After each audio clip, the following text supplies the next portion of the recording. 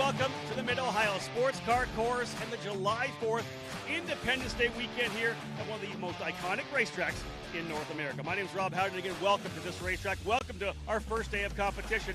Yesterday, rain hampered the testing a little bit. Drivers did get on track quite a bit, but now it's time to get to work. Practice this morning. We've got back-to-back qualifying sessions for you, and we roll right into the first race of a doubleheader for USF Juniors. 3 straight qualifying sessions to set the grid for what will be 7 races on the weekend. 2 for juniors, 2 for USF Pro 2000, and a very important triple header. Lots of points on offer for the drivers in USF 2000. This is all about getting the second half of the season off on the right foot. From here, we're only 6 weeks away from the finale at Portland International Raceway at the end of August, but it all starts now. Qualifying is so key here at Mid-Ohio. Everybody knows one of the toughest racetracks on the circuit, one of the toughest tracks to pass on. If you qualify well, you're likely going to finish well. All 3 series, all the drivers here this weekend, over 60 of them, getting ready to go to take to this very tough 2.2-mile racetrack, 13 turns to see what they can get done in qualifying.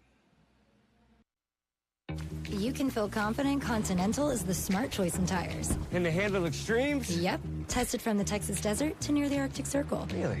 Really.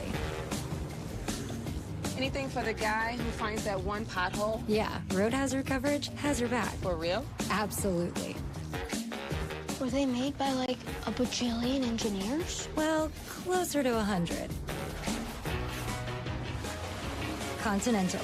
Welcome to the smart choice in tires.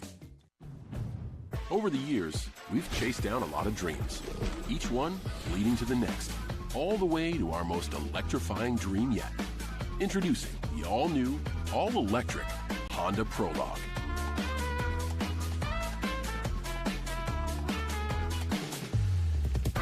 Made to inspire the newest generation of dreamers so they can make their dreams a reality. The all-new, all-electric Prologue from Honda.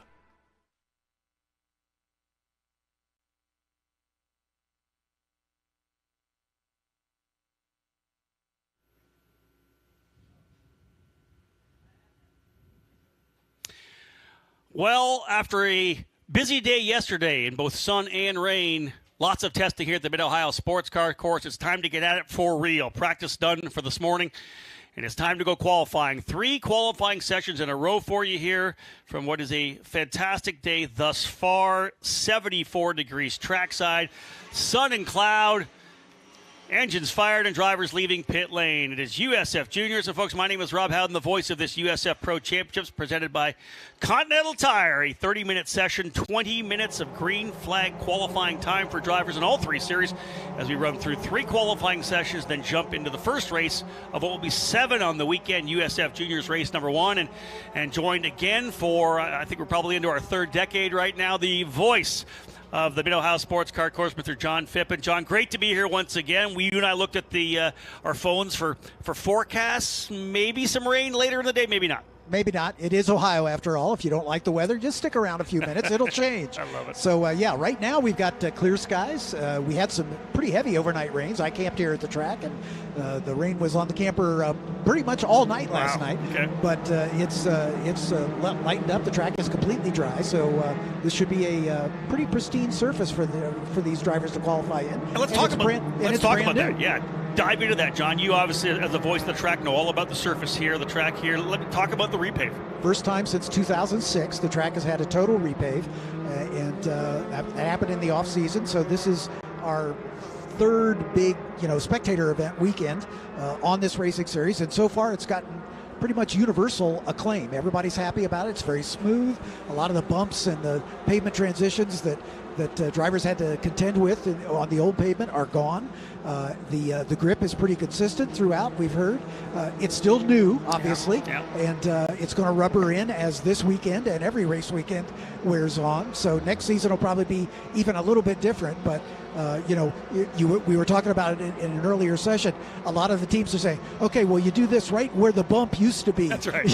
Yeah. So it's definitely a new circuit, and in the races we've had so far, we've seen track record pace for a lot of qualifying sessions. So we'll look to see if we might eclipse the track record here for some of these qualifying sessions. You mentioned those old markers of character, like, with certain parts of this racetrack, the bump here, the dip here. That, of course, gone with the new repave. And obviously, with all the rain last night, things are going to change throughout the entire day here today. A couple of races for you later on today. At the end of these qualifying sessions, USF Juniors Race 1 goes in the books.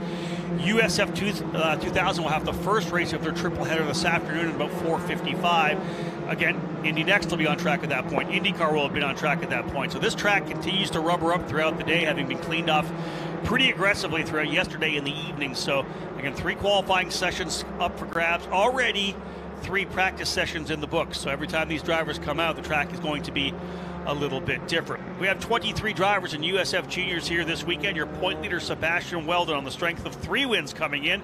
1 point ahead of his teammate Max Taylor. He was quickest earlier today with a 126.330, 2/10 quicker than Liam McNeely and Timothy Carell. The 2 J. Howard driver development cars looked very good.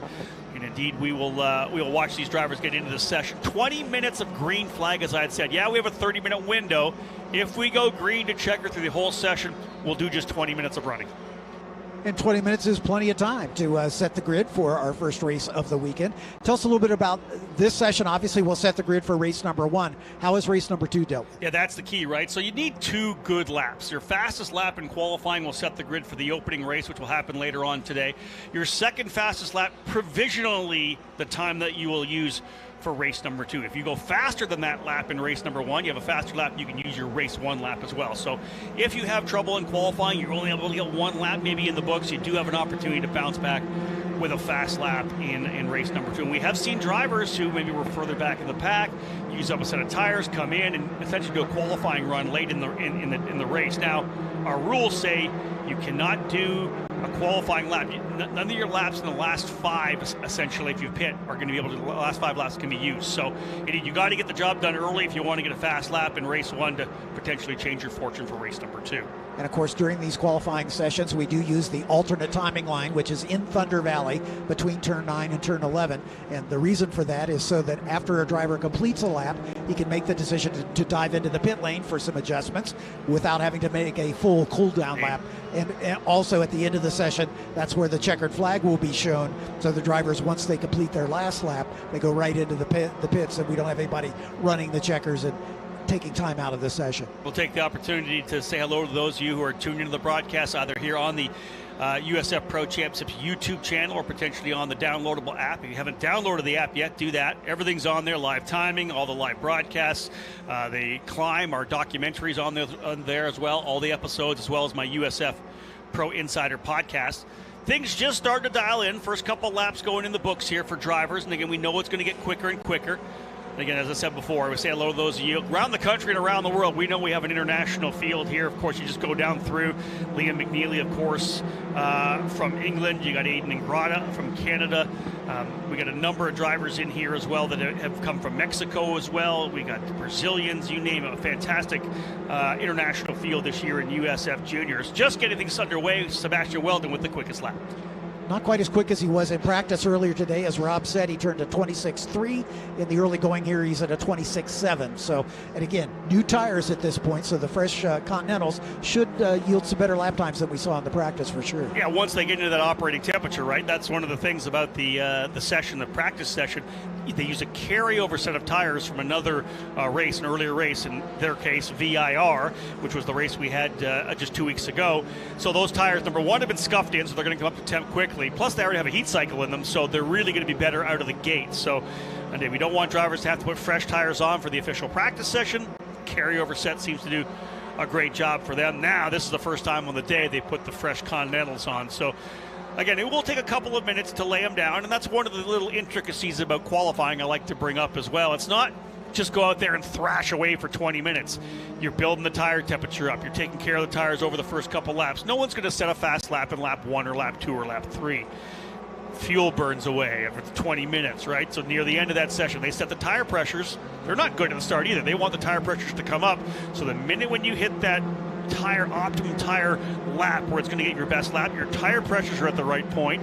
The driver then has to make sure you're not in traffic anywhere. Right. and then you got to lay the lap down. Exactly right. A lot going on. Yeah. Right? No pressure. Exactly. So again, that's when a lot of times you'll hear drivers say, I wasn't able to optimize my fast lap, or I wasn't able to really get everything out of the car on that lap that I needed to be, because there's really that maybe 1 or 2 laps where your tire pressure is perfect. You have to have the open racetrack, and that's when they say, well, I think I left a couple of tenths out there because maybe I got caught up behind a slower car. Sure, absolutely. One of the things we did see at VIR was it was all about trying to get the draft. And drivers pulled out onto the racetrack, came through the first couple of corners, and they all slowed down to about 40 miles an hour. They were all trying to line up behind certain drivers. At that point, Liam McNeely was the guy that I think had the hot hand. So they all tried to kind of line up behind Liam a little bit, and race control did not like that. They did the same thing coming down the back straightaway. John, you've called races at VIR all the way down to Oak Tree, down to turn 14. They were crawling at 40 miles an hour. Yeah. You got some guys full song at 130, 140 coming into the zone, and it caused a lot of problems. We had a driver's meeting after that, and there was actually things coming into place potentially to make sure that doesn't happen in the future again. Exactly right. Get on the racetrack and get done. Get your qualifying. Yeah, exactly. Weldon on top, 126.7. Ariel Elkin, the Israeli, second quick, 126.9. Max Taylor, returning driver, one of the few returning drivers in this field, in the 33 car, 126.9 as well. Bruno Ribeiro, a nice run for the Brazilian in the number 16 car, currently fourth quick, and Liam McNeely rounding out the top 5. John, it's interesting over the years. It's always been kind of that 2 years in every level. Yeah, you have guys like Kyle Kirkwood who came in, won, scholarship, move up, that you name it, all the way through 1 year each. A lot of drivers will take 2 years. I think we'll see a mix of that potentially in USF Juniors. I think some drivers will be like, hey, listen, it's not that big of a jump to USF 2000. I'll do my 1 year in juniors, get a feel for the car, the tracks, and then I'll move up. We've had a number of juniors this year in their rookie seasons run a couple of USF 2000 races as well. So I think you'll see certain drivers stay for a second year in USF Juniors. Many are going to use it as a one step through to USF 2000. Exactly right.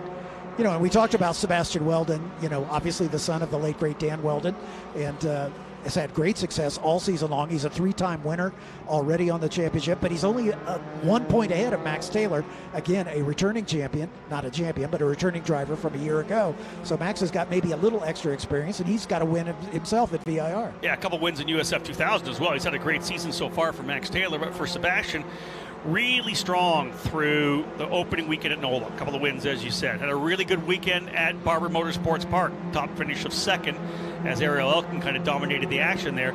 But 2 DNFs in the first 2 races of the 3 at VIR really kind of blew things wide open. And I'll tell every driver that when they see another driver potentially pulling forward, or they're having a couple tough weekends, they're falling back in the points, they're all thinking about the championship. They all want to get that scholarship. I say, guys, trust me on this. It's a long way to Portland. You never know what can happen, especially when you have a triple header. If a team comes in and just doesn't hit the mark, maybe they're not quite there. Maybe they dominated at one race, but they just couldn't get it at another race. That happens. Or DNF. When you're wheel to wheel, such close racing, I'll take a DNF. He gets 1 point, you get 33 points. You can cut into a lead pretty quickly. And again, 66 points up for grabs here this weekend with 2 races. 30 points for a race win. Point plus $500 cash for being on the pole here from Continental. Fastest lap of the race and most laps led. So 33 points up for grabs. Everything can change in one weekend. You never think you're out of it. Always keep digging for sure. Absolutely. And unlike the other 2 championships, you're just at the halfway point of this championship. So with 2 races here this weekend, 3 coming up at Road America, 3 at Portland. So there's a lot of races still to go. Exactly that. We're only at the halfway point. 8 down, 8 to go. Diego Guillo into pit lane in the number 12. We've had a couple of takers into pit lane already, potentially. I think maybe just scuffing in tires. Here's one thing. When it comes to USF Juniors, to keep, again, costs down, they only get 2 fresh sets of tires for the weekend. That's qualifying and 2 races. So, indeed, the drivers here will very likely go out, turn a couple laps, scuff that set. I mentioned the heat cycle, right? That's going to be able to be used for one of the races. And then, of course, they'll come back out and potentially lay some laps down. Weldon on top of the 126.575. Max Taylor, 126.596. So very close on top. Bruno Ribeiro currently in second. Third is Aiden Ingrata. 4th spot now is, actually, there's some shaking up already. Christian Cameron for VRD. They're 1, 2, 3. VRD, Weldon, Cameron, and Taylor. 1, 2, 3. Ariel Elkin in 4th. Bruno Ribeiro 5th. Ingrata 6th. McNeely 7th. Soto Sharipa in 8th. G3 Argeros 9th. And Leonardo Scorpioni in 10th. Evan Cooley, the quickest of the exclusive Autosport cars, which are currently 16th, 18th, and Jack Jeffers back there in 21st. Not sure what's going on with Jack right now. Almost scored his first win of the season. 3 victories last year. Almost scored his first win at VIR. Ended up with a podium, 2 podiums on the weekend, which sandwiched a rough wreck in race number 2. But really, pace not right there here in qualifying. Yeah, that's a bit of a surprise. I mean, yeah, he's one of the ones we would expect to see in the top 10 at least. As you said, he's the first driver, 6th in the points, that hasn't won a race this year. Indeed, still in the championship fight. I believe there's 6 drivers in the fight still right now as we go into the second half of the season. Sebastian Weldon with 163 points, just 1 point back Max Taylor. Then you've got Ariel Elkin, who is about 14 points back, 19 points back for Liam McNeely. You go 28 back for Augusto Soto Sharipa, and then Jack Jeffers, although he is 41 points back, as I mentioned before, not hard to gain up 41 points. From there, you go back another almost 40 points to Joao Vergara, another exclusive Autosport driver. Probably not in the championship fight, considering the pace he's shown, although he has a great run right now of, I believe, 5 straight podium, or rather a top 10 finishes for Vergara. So he's finding his footing here for sure this year. Fast time of the day now for Sebastian Weldon, a 1:26.1652, as he solidifies his hold on the top spot. About 2/10 in hand over Liam McNeely, who's now in second. Christian Cameron in the 70 in third, another 2/10 back. Max Taylor back to 4th, almost a dead heat with Christian Cameron, less than 1/10 of a second separates those 3. G3 Arguros rounds out the top 5. Soto Sharipa coming off a really high and low weekend, if you will, at VIR. Not only did he get his first win in race number 2, an incident in race number 3 sent him into a barrel roll in turn number 15, and significant damage to that Tatis JR23. But again, as you and I talked about during the practice sessions this morning, the Tatis car is unbelievably safe. We're so thrilled to be part of it. This actually is our Tatis Grand Prix weekend. There's been a number of incidents this year which have tested the strength of that car, and it has stepped up A+ marks on taking care of our drivers, which has been absolutely fantastic. Starting off with the incident, of course, at Barber Motorsports Park, a hard wreck with Ava Dobson. She'll be back. She got a bit of a concussion, but she'll be back. She's already working out again. She's excited to get back behind the wheel. We had a flip for Nico Christodoulou in a confrontation for the race win in USF 2000 at Indianapolis on the road course. Obviously, the big flip for Augusto Soto Sharipa, the barrel roll at VIR, and then another big incident as well for Logan Adams at Road America with contact with Ian Frankie Mossman. Every driver able to get out, not, I would say, unscathed, although of course a concussion for Ava. But you're thinking about broken bones, back, that kind of thing. The Tatis has been tremendous. The drivers have all sung the praises of it, and that, I'll throw this out there, the halo. Yeah. And I'll be the first one to say, when I first saw the halo, I'm like, I don't like it. I don't like the look of it at all. Sure. Now a car looks odd to me without the halo. Exactly. And time and time again, we have seen that it has saved drivers, potential injury, wheels, you know what it is, bouncing off that halo. It's been one of the greatest things we've seen, I think, in the innovation of motorsports. Absolutely. And, an IndyCar adapted something similar in the aero screen. Yeah. It's slightly different, but it's the same idea, basically, giving the drivers some protection over their head as well as for stuff coming at them, for debris and whatever the case might be. Time to get things underway, guys. We're under 5 minutes here, and we have had a green run thus far, so it could just be a 20-minute run. Jack Jeffers, we talked about the issues for him. He has worked his way up into 15th, so finding some speed out of the Corpay number 92 for exclusive Autosport. McNeely, though, to the top of the charts here now, 1:26.033. 1 for McNeely. Weldon still second. Ariel Elkin up to third. How long does that last? A split second as Taylor and Cameron go 3-4. Elkin back to P5. Looking at the qualifying lap record, both the qualifying and the race lap records were set a year ago by the champion, Nicholas Giafoni. A 1:25.275 is the qualifying lap record. A 1:26.285 is the race lap record, and we're not far from that. McNeely already under the race lap record with a 1:26 flat, and Sebastian Weldon right behind him. Again, those two separated by about 0.04 of a second. So yeah, different track surface, different tire, right? Yeah. Last year the older, long-time track surface here at Mid-Ohio, and the Cooper tires, which we ran with for so many years. So indeed, now moving over to the Continental chapter, as we say, in the series. Looking forward to continuing to work with them for a number of years. Continental Of course, a tremendous brand, and we've been so pleased with the partnership we've developed early on in this program. Drivers love the tire. The rain tire, as you and I talked about earlier in practice when we were off air, rave reviews from the drivers on how great the rain tire is. So if indeed that does come into play here later today, we'll see that in action. But it's McNeely, Weldon, Taylor, Cameron, and Elkin, the top 5. Argero's now up to 6. Soto Sharipa 7th. Bruno Ribeiro 8th. And Grotta 9th. And Leonardo Scorpioni for the new team. Zanella Racing into 10th position. Soto Sharipa now up into 3rd. 24-year-old out of Florida. Keeping that dream alive of trying to get a professional career. Inter MS has been one of the revelations here as a new team, at least with a new team this year in terms of the new car. They actually raced in our first year back in 2022 with the Ligier F4 cars, so good to see them back with new equipment and a couple of very talented drivers, Soto Sharipa and Elkin. Both those drivers now race winners, multiple podiums, and in championship contention. Elkin in 3rd, Soto Sharipa in 5th. Usual suspects at the top as you look at the championship standings. Sebastian Weldon as your points leader, 2nd on the road in this session. Max Taylor 2nd in the points, currently 5th on the road. Ariel Elkin currently 3rd in the points. He's 7th. So again, the biggest surprise is Jack Jeffers, that he's not up into the top 10 yet. He's chipping away at it. He's 14th right now, a 127.4. But to get into the top 10, he's going to have to find another 2-3 tenths of a second. Yeah, that's the problem right now. If you look, he's 1.4 seconds off right now, and that's not what you expect out of Jeffers. Wouldn't expect that out of Exclusive Autosport. They won a number of races last year. They've been in the fight with Jeffers for race wins all year long, as I had said before. I want to say it's 6 top 10s out of the 8 races for Joao Vergara. Trying to get his program dialed in as well. And Evan Cooley out of the gate. This kid's been amazingly quick as well. He actually was on the pole at USF 2000 in Indianapolis. They've had a great car. So maybe just missing something here right now for Exclusive Autosport. They'll have work to do when they get back in and talk about the race pace. And again, remember, this is the thing about this is as well, you look at Jeffers right now, he's 14th for race 1. Provisionally now 16th for race 2, Cooley 16th and 15th, and Vergara 18th and 17th. Not even good for the second race either. So something amiss there, didn't quite hit the setup. Hopefully they'll dial things in for those under that tent.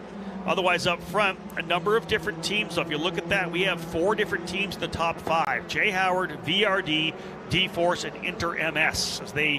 Inter MS 4th and 5th with Soto Sharipa and Elkin. McNeely, Weldon, Ribeiro on top. So, again, handful of laps still to come, or rather, handful of seconds still to come. McNeely into the 25, so 125.9012. Still about 7 tenths off a potential lap record, but the first driver into the 25, Sebastian Weldon, not that far behind him. Checker flag being thrown, so this is it. Final lap on the racetrack for all the drivers who did not see that checker flag as they rolled down into Thunder Valley at the alternate timeline. In already is the number 8 of Timothy Carell. He is in 13th spot. McNeely still on top. Elkin goes to 2nd. Ariel Elkin to 2nd. I mean, potential outside front row starting spot for race number 1. Soto Sharipa in 3rd. Weldon goes back to 4th, Ribeiro 5th, Taylor now 6th, Cameron, Ingrata, Argeros, and a Scorpioni, who is still on the racetrack looking for some speed here at the end of this one. Indeed, drivers coming into pit lane, watching them as they roll by me here, still wondering if Jeffers still on track or if he can find himself another lap. Jack Jeffers, 6th in the championship, 2 podiums at VIR. Looks like he's going to end up 15th and 14th provisionally now for race number 2. So this is when, as a driver, you go back, you sit down with your engineer and say, we got to find something fast. And as a driver, you got to go back and use everything you learned in karting, all the stuff you've learned, and try to manufacture something. Because as you know, John, we didn't bring it up at the start of qualifying, as we have 2 more qualifying still to come. Quality is so important here at Mid-Ohio, maybe more so than any track on the circuit. It's a hard track to pass on. There's no question about it. Just a handful of good passing opportunities. The best one, of course, at the end of the straightaway down into turn number 4. But it's not a track that's easy to pass on. So starting up front is very, very important here. It is, and that's going to be a big one for Liam McNeely. Not only does he get a bonus point right now as well for qualifying on pole, $500 from Continental for that pole. But again, starting from the inside of the front row, he'll lead them onto the front straightaway here this afternoon. We go for race number 1 of 2. Inter MS, very happy. Ariel Elkin will be on the outside of row number 1. Augusto Soto Sharipa alongside Sebastian Weldon on row 2.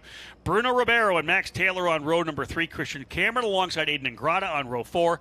And G3 Argyros and Leonardo Scorpioni will cap off your top 10 in row number 5. Folks, we have 2 more qualifying sessions coming for you here in the USF Pro Championships presented by Continental Tire. After that, right in to the first of 7 races on the weekend. USF Juniors race number 1, front end of a doubleheader for the youngest drivers in our program. And again, still qualifying to come. USF 2000 next up. They'll roll themselves onto the grid here in a bit. Folks, stay tuned. More to come live here on the USF Pro Championships YouTube channel. You can feel confident Continental is the smart choice in tires. Can they handle extremes? Yep. Tested from the Texas desert to near the Arctic Circle. Really? Really? Anything for the guy who finds that one pothole? Yeah. Road hazard coverage has your back. For real? Absolutely. Were they made by like a bajillion engineers? Well, closer to 100. Continental. Welcome to the smart choice in tires. Over the years, we've chased down a lot of dreams, each one leading to the next, all the way to our most electrifying dream yet. Introducing the all-new, all-electric Honda Prologue.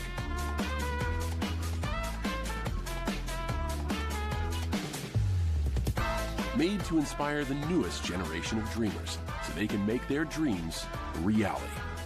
The all-new, all-electric Prologue from Honda.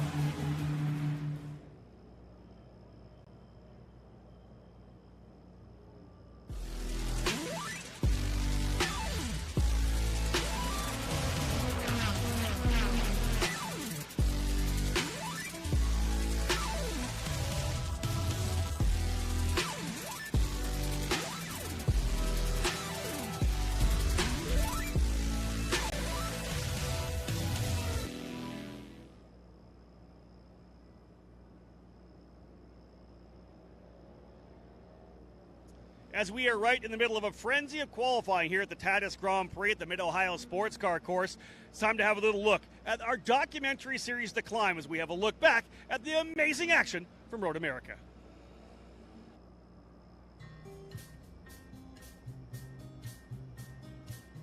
We're at Road America, Wisconsin, one of the coolest racetracks around, one of the greatest environments, I think at least. I love racing here.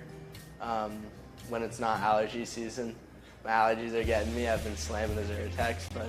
Cheese capital of the world, bro. Wisconsin. No, we're at Road America, one of the best racetracks around. I love this place and love the environment, too. Every year at Road America, the love grows stronger. The love for Road America is huge, and the love for Elkhart Lake and just what it's like to be at Road America is awesome. I just did an interview, like a throwback interview to a video that James Hinchcliffe did back in 2008 that no one knows about, only me, because I'm a nostalgia nerd. But I did like a recreation of that. Just little things like that about Road America and all the little stories that are really special to me. So yeah, I love it here. Wisconsin, Road America, it's gonna be a good one.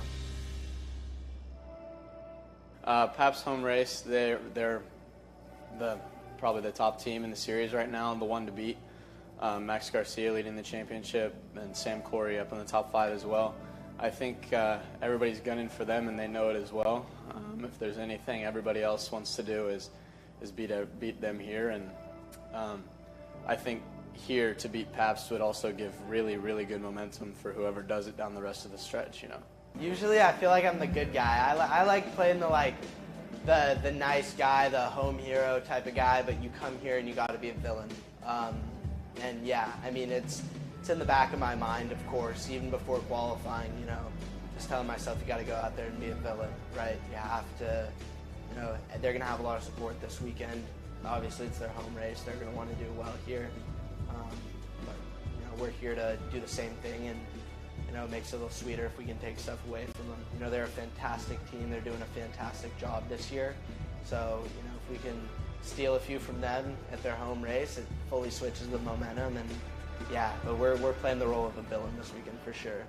Well, it's going really well so far. I mean, I've really never considered the fact that everybody is really trying to beat us because it's our home event, but I can tell you we're really trying to beat everybody because it's our home event. And you know, we have a lot of support here, friends and family, and even just local supporters that we don't even know have reached out. So we really, you know, put our heart and soul into this event, as we do everywhere else, but this one, it just means a bit more to have those results when they do come.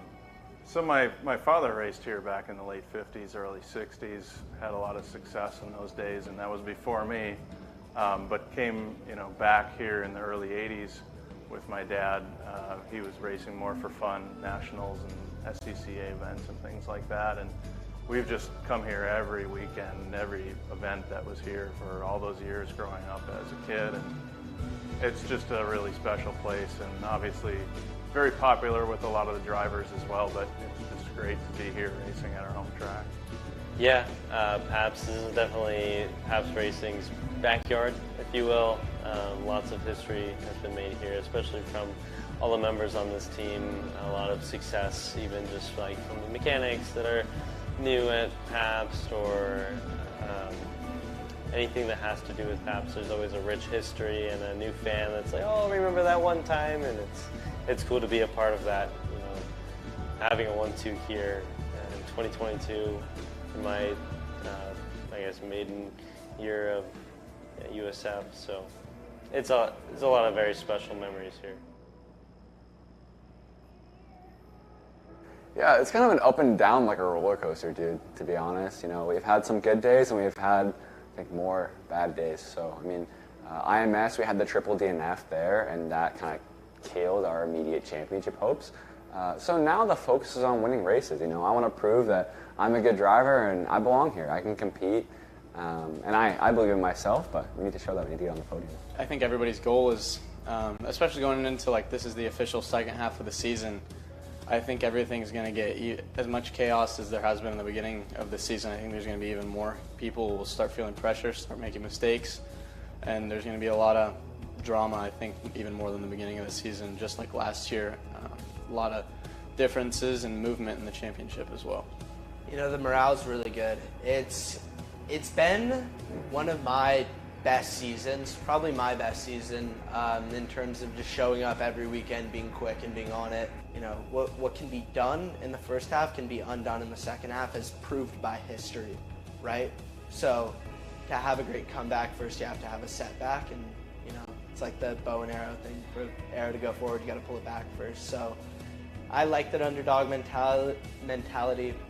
I like coming in here knowing that, you know, we're fast and we got some work to do, but it fuels me. With the competitiveness of both series, the championships are going to come down to the wire, likely to be decided in Portland. I mean, I'd love it if we could lock something up sooner. I know that isn't the exciting part for the fans when it happens that way, but for us it would be. I think I came out of St. Pete like 15th in the championship now, and I'm only 15 points back from leading it, and we're halfway through. So mentally, it's tough because, you know, you get in these low lows and you start questioning, okay, like, is it me? You know, maybe I'm not cut out for this. Maybe I'm not a race-winning driver. And you have to kind of, like, look at the bigger picture, and it's like, okay, I've won numerous races in my career, big ones. You know, I've done things to show that I have talent. So you kind of have to dwell on those, on the bad days, and pull from your, you know, previous experience in order to keep moving forward, I think, when you have a rough time, a rough patch. Everybody's trying to get in everybody's head. Racing is just as mental as it is going out there and driving. You can go out and do it, but one mistake and you lose a couple tenths to that driver, it really pisses you off. Then you either drive better pissed off, or there's the guys that make way more mistakes while they're angry. And it's definitely a big mental game. And we are green, green, green. Cox now will be on the inside. Garcia tried to shut the door. Damage to the front left. Big run for the North Carolina driver, Joey Brienza. A much-needed second spot. That's awesome, buddy. Great drive. Very solid. Dude, it's amazing. Let's go do it again tomorrow. Side by side, further back. Big move to the inside. Book it. Jace Denmark goes to P4. And Matt Clark in 10th. Went off in the carousel on the last lap, was pushing for a qualifying lap for race 3, and I think the rain came at the wrong time for us, and literally just came around, the car snapped, and I did a full 360. I think we lost like 2 or 3 spots, but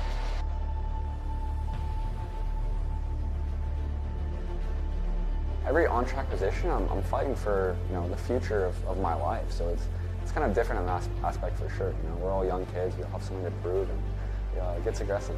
Scoto in third. Oh, there's contact. He's going to clear someone out.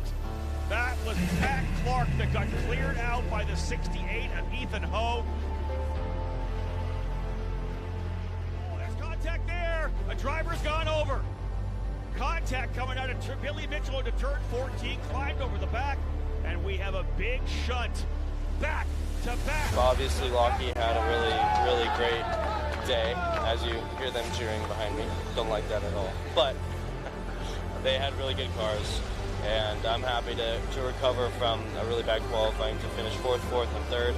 We're right, I believe we're 2nd in the championship and only a couple points out. Everybody at the midpoint, you know, they say one driver steps up, everybody stepped up. I mean, there are legitimately 9 or 10 drivers that can win any race in USF, and it speaks to the talent in the field, so you know, it makes the podiums more rewarding. But yeah, I'm gonna go get on my flight home and probably go to the gym tonight, work out, and gotta get back to it, man, because I know these kids are all coming for everything.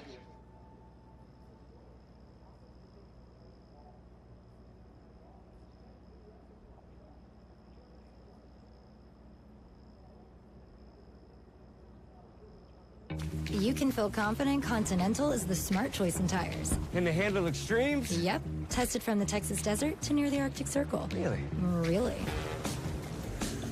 Anything for the guy who finds that one pothole? Yeah, road hazard coverage has your back. For real? Absolutely. Were they made by like a bajillion engineers? Well, closer to 100.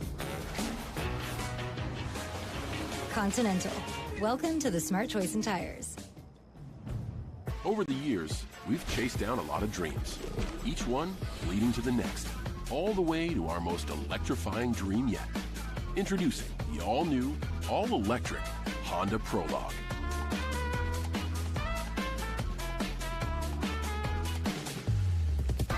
Made to inspire the newest generation of dreamers so they can make their dreams reality. The all-new, all-electric Prologue from Honda.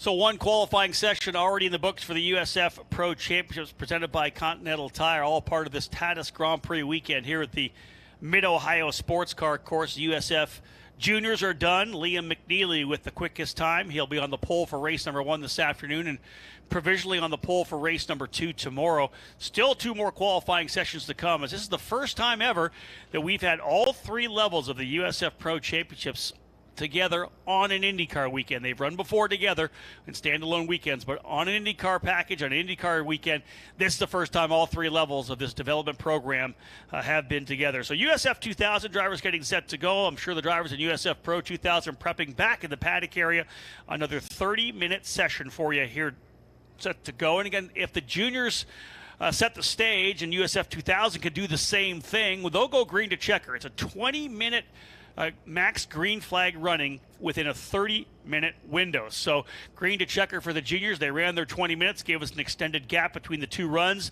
We'll see if we have the same thing happen here today. Again, my name is Rob Howden, the voice of this USF Pro Championships, joined as I have been by so many years here at Mid-Ohio, the voice of this fantastic racetrack, John Phippen. John, we had a great run. I love it when the juniors, the kids, show the guys up. Listen, this is what we've done. Right. You got to do the same thing. Let's go green to checker here. Exactly. Yeah, usually the kids are maybe a little over-exuberant, and we have some off-course excursions, but they ran clean and green 20 minutes in, got the job done. So these guys have got to do the same thing here. And that's the 4th session already today, folks. We've had 3 practice sessions. Every series was on the racetrack for practice. Now, the morning session, I won't say the track was damp. It was dry, cleaned off from overnight rain, some torrential rain yesterday.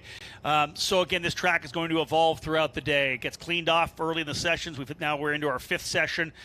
Temperatures coming up, 76 degrees. I think it was 68 or 70 when they were on track. USF 2000, I'm saying, for practice earlier today. They also had scuffed tires on, their carryovers, now a fresh set of sticker Continentals. A lot of different variables coming into qualifying, but the bottom line is this. You got 20 minutes, find a fantastic lap, get 2 of them, maybe even 2, because the first lap will set the grid for race 1. Your second fastest lap potentially setting the grid for race 2 and 3. A triple header for USF 2000 this weekend. Jace Bacon had a problem in the practice session, had a spin on his first lap. So hopefully the team has got that car back together, and we'll see him in this session. Everybody pulling out onto the racetrack except for 2 cars. Actually, a couple more. I'm just looking down the pit lane. The DC Autosport team of Carson Eder and Ayrton Hauk electing to hang on pit lane as well. And I think if I go further up, another team just left. That might have been D-Force Racing, just let their drivers head out as well. So, again, the key, we talked about it in USF Juniors, get the gap. Make sure you're at open racetrack. This is a facility that doesn't play that well to drafting. Yeah, you can get the draft from the keyhole down to turn number 4, but it doesn't play that big of a role. It's more like getting open racetrack, so you're not getting that air wash in some of the longer duration corners here. Yeah, exactly right. So it's all about getting clean track, and you're not racing in this session. So ideally, ideally, find yourself some clear track and hit your marks and turn in your best lap. That's basically the plan. Let's check in on the point standings, as we are essentially just past the halfway point. 10 of the 18 races done. So 10 races in the books, 3 here this weekend. Then we go to Toronto and then to Portland to cap things off with 5 races. A triple header at Portland for USF 2000. Out of the gate, it was Max Garcia, 3 straight wins, dominated the action in St. Petersburg, and then won the opening round at NOLA Motorsports Park as well. He holds a 36-point lead right now, does Garcia, over his Pabst Racing teammate Sam Corey, North Carolina driver. So Pabst Racing 1-2 right now, very strong, and both those drivers really having some pretty good runs. At Road America, Garcia didn't have winning pace, but a 4th and 6th. Corey did get a victory in race number 1, backed it up with a 4th in race number 2. So Pabst Racing looking to back up that fantastic championship last year with Simon Sykes that has moved him up to USF Pro 2000 this year with this scholarship money. Evagores Papasavas, the Ohio driver who scored his first USF 2000 victory here last year in a spirited battle with Simon Sykes, currently 3rd place in points. Had a great start to the season with 5 straight podium finishes, then went another top 5, so it was 6 straight top 5s, then a tough race in the back end of the doubleheader at IMS with a 19th place finish. He was on the podium on the oval race at IRP, the Freedom 75, and then a 21st at Road America in the opening race, backed it up with a 5th again. So it's been up and down in the second half of the early runs this year here for Evagor's Papasavas, but he has to come into a track like this, John, at Mid-Ohio, having won last year with a bunch of confidence, because you know from calling so many races at this track, if you like Mid-Ohio, you're usually good at Mid-Ohio. Yeah, exactly right. And he's the kind of guy that can make it happen here at his, quote, his home track, unquote. Yep. And he's only 10 points behind Sam Corey, so he's very much in the championship conversation. Again, 99 points on offer here this weekend. That's the one thing to throw out here. It's a triple header for USF 2000. If you're a lead driver and you have 3 DNFs and get 1 point each, you've given up a lot. So I don't care what kind of point lead you have coming into a triple header. That's what blows things wide open. You need to be good here at Mid-Ohio, just as you need to be good at Portland at the end of the year. Triple header for USF 2000 there. So you got to have a 100-point lead going to Portland if you're going to lock down the championship. And I don't see that happening here this year, although we know Garcia has been good, but Evagor's Papasavas, as I talked about, was fastest in morning practice. That's got to give him, again, a little more confidence coming into qualifying. Yeah, Giafoni was second quick in this morning session for D-Force. Lucas Ficuri, the Brazilian, in the number 10 car, was third fastest. Quinn Armstrong and Michael Costello rounding out the field. But D-Force looking strong. They had 3 of the top 4. Indeed, and we've seen D-Force be good here before. They were strong here last year in the USF Juniors category with Giafoni, who has won here before. So they know how to get around this racetrack, the drivers who have moved up in the program. All 3 of those drivers, Giafoni, Ficuri, and Armstrong, USF Juniors last year, moving up into USF 2000. Both, in fact, Giafoni and Armstrong first and second in the points. So we'll see how it all plays out early in the going here right now, just past the 4.5 minute mark, just starting to get things underway. Pabst cars, as we know, leading the points. They were the first drivers to leave pit lane, so an open racetrack for Max Garcia as he rolls across the track. We're just getting things underway right now. Opening laps just going in the books.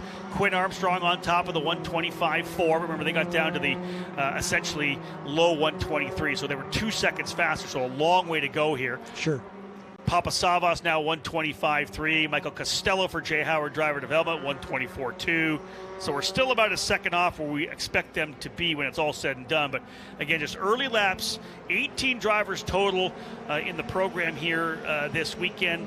Some noteworthy bits. Thomas Schrag, who ran last year and earlier this year with Exclusive Autosport, running for VRD Racing this year. Jace Bacon back once again as well. Giovanni Cabrera for Exclusive Autosport in the program as well. And a minor livery change on the July 4th Independence weekend. If you see the number 67 of Elliot Cox with the Hartman Oil sponsorship on the side of the car, it is 100% red, white, and blue. Yeah, he could have run in the parade laps last night. We had a special opportunity for our campers here to bring their golf carts or their side-by-sides out and take a lap of the track last night in honor of the 4th of July. So he'd have been right at home, no question. No doubt about it. I'm sure we'll be able to pick that up for you guys, so it will pop up pretty quickly when you see it. Coming through one of the most famous corners in American motorsports, the Carousel, sweeping right-hander. There used to be a bump at the exit. That's gone, as John had mentioned and kind of gave us an overview. If you watch the qualifying for USF Juniors, a full repave in the off-season of this fantastic Mid-Ohio track. The seasoning will happen over the next number of years. We talk about potential, track records. Anytime you have a new track surface like this, the difference for, of course, our program is a new surface and a new tire. We're now onto the Continental tire. Cooper tires were here for many years. Drivers and teams getting a feel for how the tire will react to this surface. I don't know that we're going to get down to a track record right now. Michael D'Orlando had that from a number of years ago, 120.184. I don't think we're going to be anywhere near that, but as this track kind of works with the Continental tires, over the years we may see drivers get back down there. Sure, absolutely. In fact, the race lap record is held by Kyle Kirkwood all the way back in 2018. So, and we know what happened to him. So, yeah. So clearly, he did fairly well. He did, yeah. He's been okay. We'll be watching him later on, maybe on Sunday. Indeed, and a winner in IndyCar as well. That's one of the cool things. Yeah, he's got the job done on numerous occasions, which is fantastic for Kyle. And he's top 5 in the points. And has had a great season so far, indeed. You bet. Yeah. So Papasavas, Giafoni, Ficuri, Armstrong, and Costello were the top 5 in practice. Right now, Costello's on top 3 laps into this one. He has yet to put his 4th lap in the books. A number of drivers in the pit lane right now. Here they come, work to be done for here. Max Taylor is in, Garcia is in, the number 2 as well of Thomas Schrag into pit lane. So those drivers, Schrag currently 7th, Taylor 3rd, Garcia is in 12th. Wow, the Pabst Racing drivers 12th, 14th, and 15th. Reminds me a little bit of what we saw exclusive Autosport and USF Juniors. We expected them to be further up front. All 3 of their drivers are top 10 drivers for sure.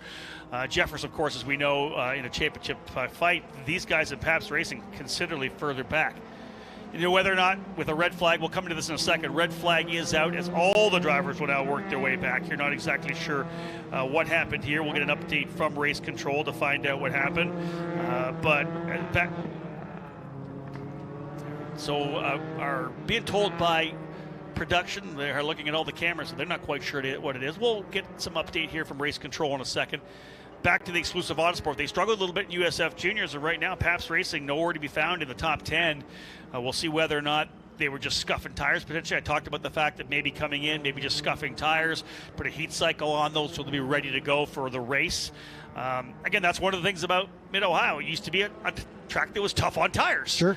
Now with the repave, significantly different, right? So being told right now the number 12 off the racetrack here, that would be Maxwell Jameson, the D-Force driver. Not exactly sure which corner, but yeah, Maxwell Jameson for D-Force off the racetrack. 11th currently on track, bringing out that red flag. He will lose his fast lap. AMR safety crew rolling its way up to the entrance to the carousel. So it sounds like it could be on the driver's left, coming through the carousel, coming into the carousel out of Thunder Valley through turns 10 and 11. Yeah, one of the AMR safety vehicles right between us and the car, but it looks like he's up against the tire barrier on driver's left at the exit of turn 11. Yeah, we got a shot of it here now on the camera. You can see the left of the camera there. Driver's gone off, and it looks to me like he's facing backwards. And hey, I've done it before. Coming out of that corner, you're trying to carry so much speed coming out of there. You drop a wheel to a certain extent. We, in fact, do have a replay of this right now. So let's have a look what happened to Maxwell Jameson, bringing out the red flag here 8 minutes into the qualifying session. That's why we have 20 minutes. Coming up through the hill. Watch him maybe potentially drop a wheel. There it is right there. Overcorrects and around it goes. And going to side punch it right into the tire barrier on the outside. And again, listen, that has happened time and time. Probably every weekend there's been a race here because it's a blind corner. That's one thing we don't you and I talked about it earlier. This track, the elevation changes when you actually drive it. When you come up into Thunder Valley, you're literally looking at the sky, and it's a blind turn-in. You know where you're turning in, but the apex is different. And you're carrying the speed. All of a sudden, you go from being, you think you're in the middle of the racetrack, to being on the curbing on the right side, right? It's so easy to just overcook that a bit, drop a wheel, and if you do that, you initiate that rotation. And it's the second fastest turn on the racetrack. So not only is it blind, but you know, it's a place where you really want to carry a lot of speed. So it's really easy to you know, as you're coming up out of Thunder Valley, you know, you look for a tree or something, you know, for your turn-in point, and if you miss it, you know, you're going to be off. You either apex way too early, end up at the gravel trap off driver's right, or you do what he did, drop a wheel off at the exit, and then you're doing a loop. And even though, John, we have the downforce on these cars, when you're coming up, the car is so light when it's coming back over the top of turn number 11 that it's pretty easy, again, once to rotate the car. So likely some damage to the right side of the car, as he did carry quite a bit of speed off onto the grass. Remember, grass, it rained last night, so it's not like it's the gravel trap. It can almost pick up speed when you get across that grass. He ends up making some contact with the tires on the outside of that corner. AMR crew going to work quickly. The car is already up on the hook, and you'll see him coming from the left of the screen if you're watching at home. They'll get Maxwell Jameson's D-Force number 12 back into pit lane very quickly. And from where they are right now, I think we'll be able to go right back at it fairly quickly, as I said before. 30-minute window. We've got almost 8 minutes in, 12 minutes still to go. Very likely we'll be able to get the full 20 minutes of green flag running. Yeah. Papasavas quickest right now with a 23.9, the only driver under a minute 24. Michael Costello second quick. Max Taylor third. Giafoni and Armstrong, your top five. But Papasavas, as we suspected, at a track that he's very familiar with and certainly not far from his home, it's going to be one to watch here this weekend. And listen, quickest this morning and quickest now. John is a triple header. Man, if you can be good, you can come through and win 3 races. We've seen drivers sweep here at Mid-Ohio. It's such a huge thing to get done. Yeah. Papasavas up front, Costello, of course, in second, Taylor, Giafoni, and Armstrong, as John had said. Elliot Cox in sixth, Thomas Schrag 7th, Joey Brienza up to 8th, Aaron Hauk 9th, and Lucas Facuri in 10th. And listen, you look at Jay Howard and the drivers they've kind of brought through the ranks. One of them will be racing here in IndyCar this weekend, who won the championship in USF 2000. He won the championship in USF Pro 2000. That, of course, is Christian Rasmussen. Very close with Jay Howard, who coached him all the way up through the ranks. And for Rasmussen, again, we know did extremely well on Indy Next as well, and now runs Fred Carpenter Racing in IndyCar. You know, he was a driver who was great here. The year that he won USF 2000, Christian may be listening here trackside, and I'm sure I don't want to bring up any bad memories, but he had a massive lead like some of these drivers have had coming into Indianapolis, and that was on the COVID year where we ran in Indianapolis, and a one-off came here the next weekend after Labor Day, and Christian had this fantastic lead coming into Indianapolis, and there was issues. I think he may have scored 2 or 3 points. That was it. Point lead shrunk down, and then started on pole opening lap coming out of this corner. Didn't spin, but went off on the outside of the corner. And I think the point lead between he and Reese Gold ended up being 3 points after that first race. And, of course, Christian bounced back and was able to, as champions do, dig in, get the job done, and end up winning the title. But it was just a great illustration I tell a lot of these kids about it. It's never over because you never know what can happen. The incidents that Christian had at Indianapolis that year were not of his doing whatsoever. Sure. Got caught up in some incidents. Wrong it was place, mechanical. wrong time. Exactly that. Yep. One was a mechanical. And again, the one drive off here was his mistake, but he came back. It's never over in these championships, of course. Safety crews still on the scene. I think they may be doing a little quick repair on the tire barrier, but it looks like that work may be just about concluded from our vantage point here. So hopefully we'll be able to get back underway. But again, as I say, we've still got 12 minutes to go in this session, and we've got a 30-minute window to get it in. So.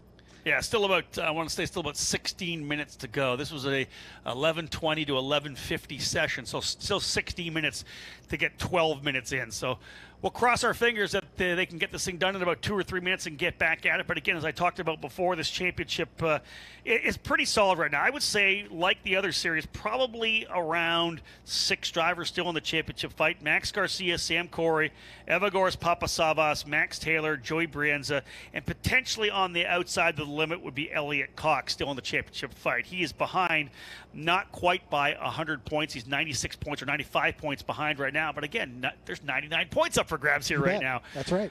Don't want to wish bad luck on anybody, but you never know what could happen to somebody up front, and if there's issues, that can bring anybody back in. So I always think that midway through the season, if you're within 100, you're probably still in the championship discussion to a certain extent. So again, these drivers have stepped up, and one of the interesting things, John, we talk about USF Juniors, there's so many rookies that are still in the fight. Of the 6 drivers in the championship fight, I think in USF Juniors, 4 are rookies. Yeah. 2 are sophomores, guys in their second year. Little different when it comes to USF 2000. I think maybe because there's so many great drivers who have come in and have a couple of years there. If you look at the top 6, the only real rookie is Joey Brienza, although he has run a number of races over the years in USF 2000. So everybody else, Garcia, Corey, Papasavas, Taylor, and Cox, all second-year drivers. So it's like the sophomores a little bit quicker when it comes to USF 2000. And as I say now, when we get to this point of the season, the rookies aren't really rookies anymore, right? They've already run a number of the races. They've run a street circuit already. They've run natural terrain road courses. They've run the oval in USF 2000. You've pretty much been through everything right now. Second half of the season, you can almost take the R off the side of the name. We're all clear at the exit of turn 11, so we should be able to go green here momentarily as the last of the AMR safety vehicles has retired to its place of safety. So just waiting for the green flag, and we'll get back underway here. Yeah, fantastic thing right now is that we always have that we love in obviously the flag stand here when it comes to USF Pro Championships. We get a chance to have Aaron Likens, the flagman for IndyCar, in with us, and I've known Aaron for a long time. I'm actually reading his new book right now, Playing in Traffic. Right. He's written a couple of books. His first was Finding Kansas. The second one now Playing in Traffic, talking all about his life, how motorsports has been part of his life. And Aaron's has Asperger's. He's on the autism spectrum, and one of the things he does is speak to so many foundations, policemen, firefighters, and how to handle situations involving people that are on the spectrum. And I'm kind of halfway through right now. I've known Aaron for so many years. I'm talking about his karting days right now and how he wanted to be a flagman. So the stories of him, how he got from being where he was, a very talented driver himself, as a karter, as driving in, he ran in the Derek Daly Racing Academy for a couple of sessions, and or something, a couple of years, pardon me, and and to find his way to where he has, it's such a fantastic story to now be the guy that throws the twin checkers at the Indianapolis 500. Exactly, and a very exuberant flagman as well. I love the style. Yeah, very, very stylistic.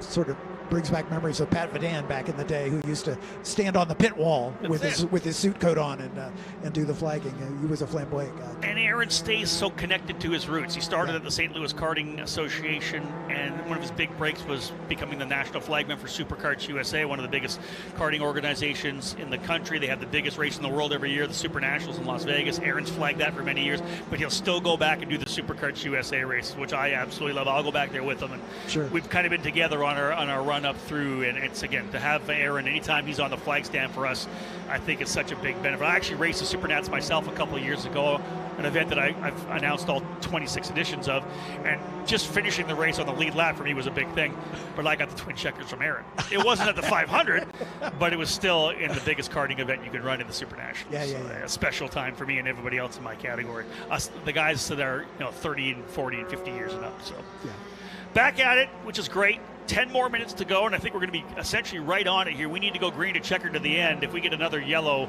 we're likely going to end under time. 10 minutes, a little bit less than 10 minutes to go in this session right now. Papasavas on top.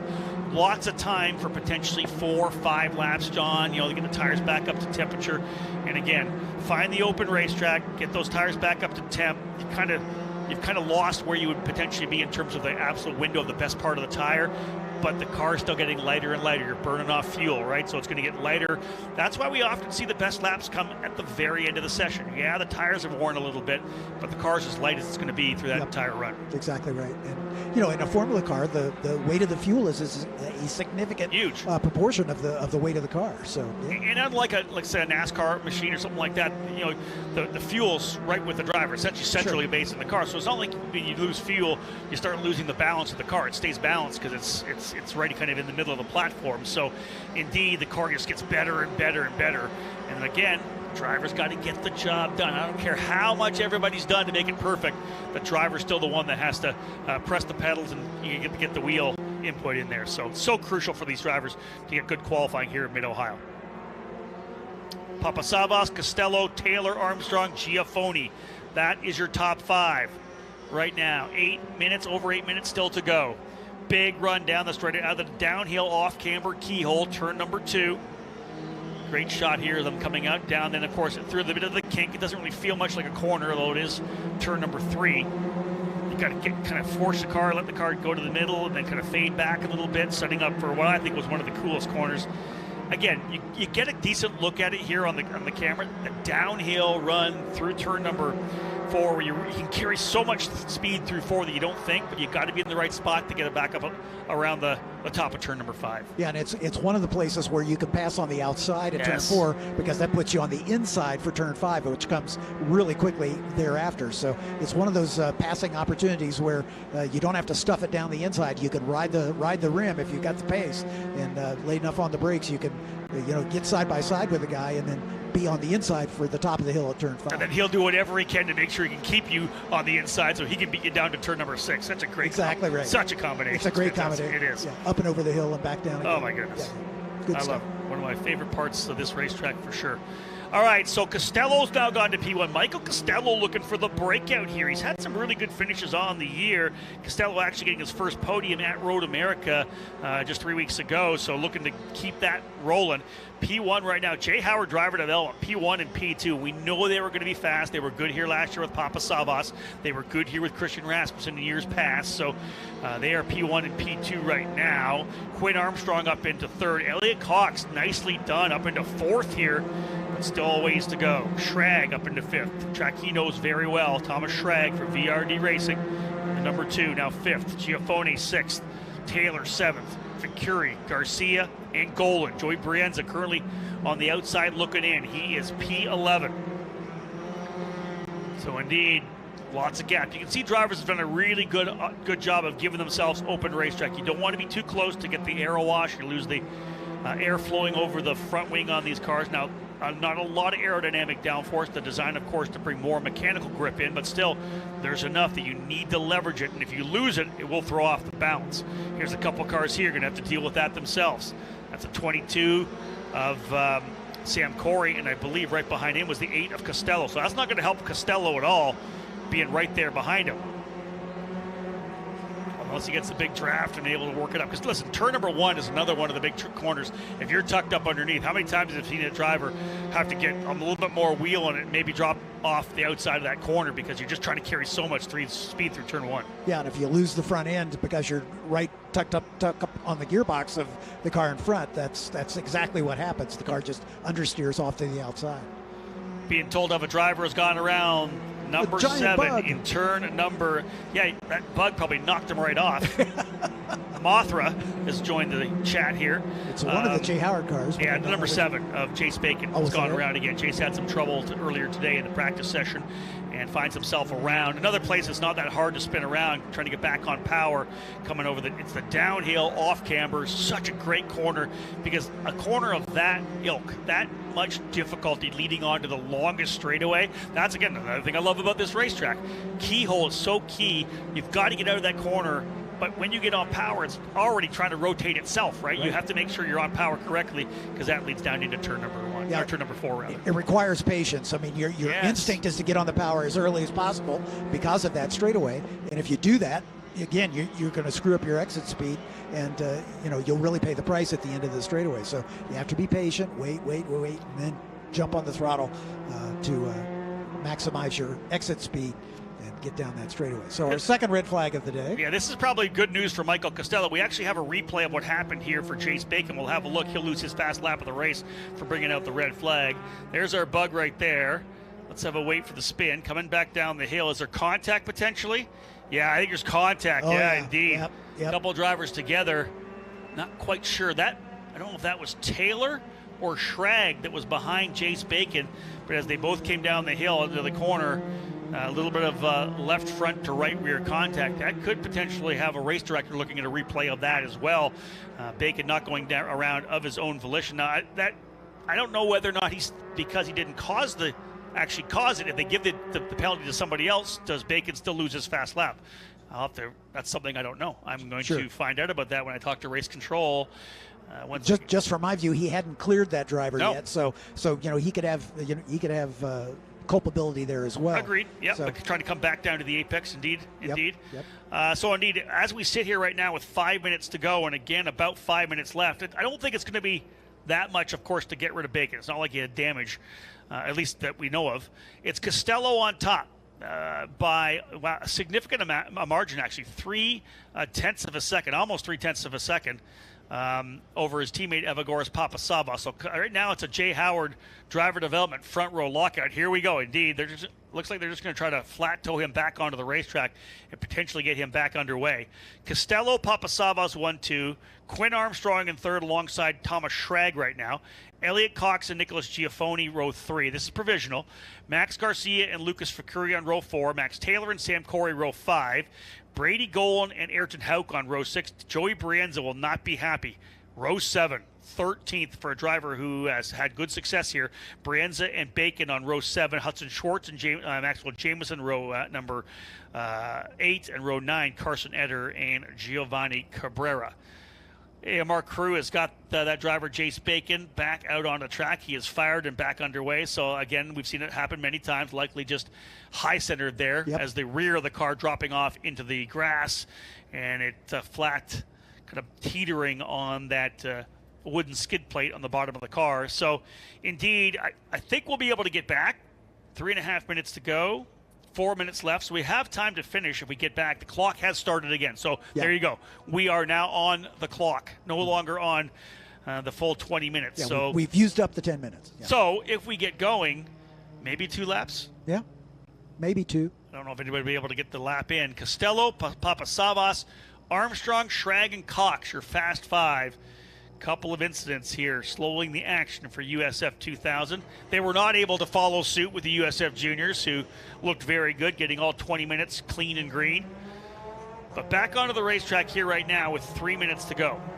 They're going to get this lap and one more. Yeah, they'll be able to come back through here.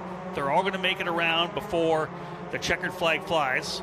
because the checker is given coming out of turn number 9 and then about through 10 and 11. They're showed it again. So the alternate timing line is as you come down into Thunder Valley. They'll see that one, and then essentially they're going to get one-time lap. So all these drivers, give yourself some open racetrack and try to get that one-timed lap. I wouldn't hang too far back, but we'll see how it all plays out here. I don't know that anybody's going to be able to get 2 in.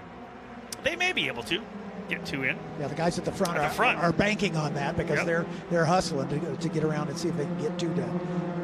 Yeah, they are. And again, that's one of the things to remember, different mindsets when it comes to qualifying.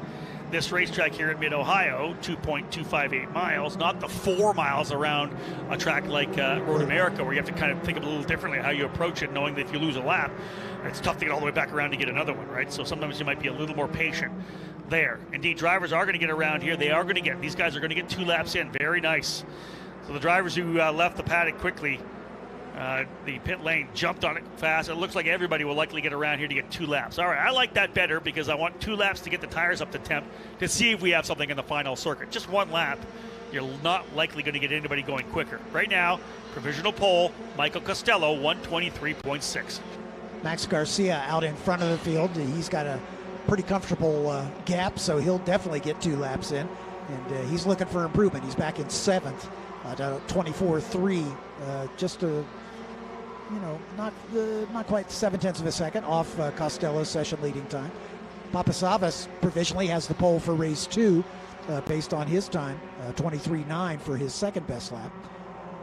Lots of shakeup still to come. Drivers, of course, getting anxious here. Some of the drivers a bit further back, give themselves some open racing. There's Ayrton Hauk right there coming through. There's the scholarship car, the livery for Nicholas Giaffoni from D-Force Racing, USF Juniors champion from last year. We'll get a look at it here when they come back around. Does anybody have anything here? Again, cars are as light as they have been, burning that fuel. Ooh, big tank slapper coming out of 4 for one of the D-Force cars further back. 123.6 the time to beat. A big time laid down by Costello. He was 0.3 quicker, but doesn't have the second time. You mentioned the fact that Papasavas is actually quicker on lap number, was for lap number 2, the better second lap. So only 1 really good lap here right now for Costello, and he puts another one in right there. Yep. Although not as good enough for pole in race 1, he improves his second fastest lap to 123.95, a 10th quicker than Papasavas. So Costello just flexed the muscles there very nicely, potentially on pole for both races. Counting down to about 10 seconds remaining, so they'll get the lap in progress here. Everybody getting past the alternate timing line for 1 more lap. So 2 laps in the books. Checker flag will fly this time by on time. Didn't get the full 20 minutes, but very close to 20 minutes of green flag. This is something I never understand. Why are you climbing up on top of the curbing on the last lap? You're just giving the lap up, right? Just stay behind, get through the corner cleanly. When you're battling somebody on a lap like this, I don't care if you come up front. You've given up both your laps. There's no need. If you're off the line, if you're not absolutely perfect, you're not going to get the job done. So that was a little bit of an error there in my mind. That's where you kind of just check up a little bit, get a better run on the corner, and leverage that draft to potentially go by. When you're throwing it to the inside, up over the curb on a qualifying lap, that lap is garbage. So does anybody have anything here for Costello? 123.667. Fast lap. Papasavas second. Armstrong, Schrag, Cox. Here they come. There's the alternate timing line there. You'll see it as they come out of turn number 9. 1 driver dropping some wheels there. That might have been, I believe, Brienza. Papasavas has done it, and he's done it twice. Papasavas, 123.5. He's gone to P1. It's Costello coming back after him. Papasavas, the championship fight. He is 46 points back, and he needs to get everything he can here this weekend. Final drivers coming across the line. Garcia's already back to pit lane. Nicholas Giaffoni might have been one of the last drivers coming across the line. He goes up into 3rd. Make that 4th as Quinn Armstrong's gone to 2nd. Wow. A lot of action on the last 2 laps to make things exciting for you. Papasavas into the P1 position for both races. Not just one, but he'll right now provisionally have it for race number 2. Remember, the Continental Tire Pole Award, $1,000. So he's already got $1,000 in his pocket for Papasavas.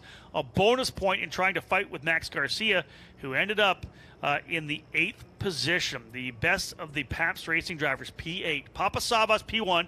He'll start alongside Quinn Armstrong on in race number 1 on the front row. Michael Costello who's looking at a pole. His first pole ends up in third alongside Nicholas Giafoni. Thomas Schrag and Elliot Cox in third row, fifth and sixth. Elliot Cox, sixth, as I said. Max Taylor and Max Garcia on row 4. That's first and fourth in the points.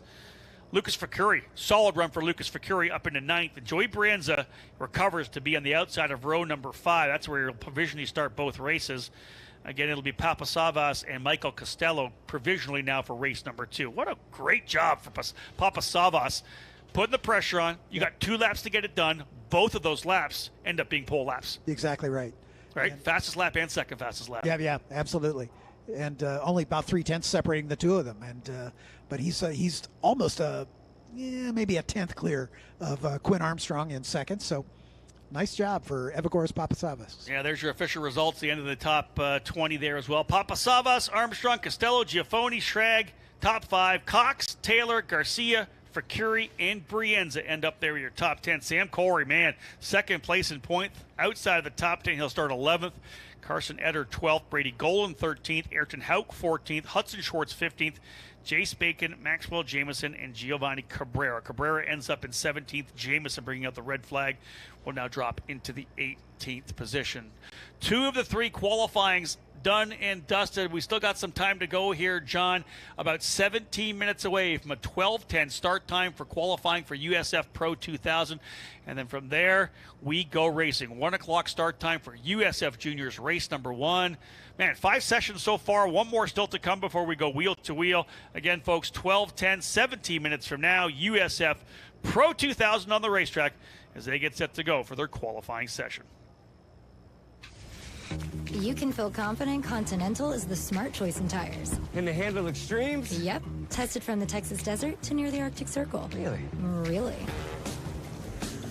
Anything for the guy who finds that one pothole? Yeah, road hazard coverage has your back. For real? Absolutely.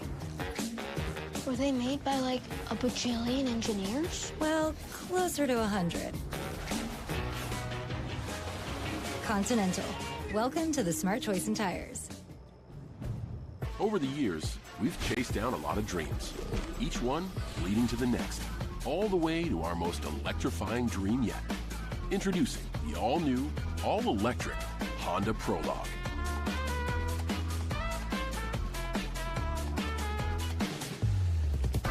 Made to inspire the newest generation of dreamers so they can make their dreams reality.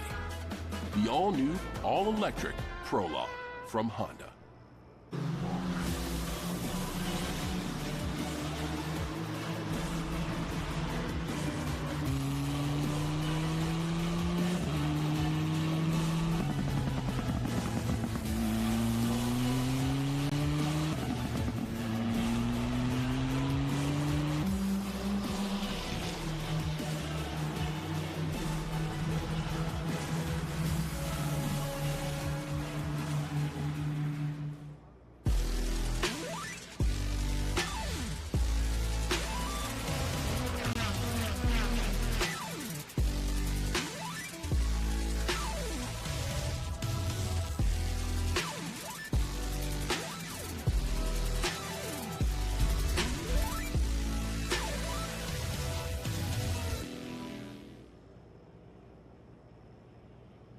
As these qualifying sessions set the stage for what's going to happen this weekend at Mid-Ohio, I'll tell you, VIR most definitely set the stage for the championship fight in USF Juniors. It's time right now to take a look at the new episode of The Climb from Virginia International Raceway and USF Juniors.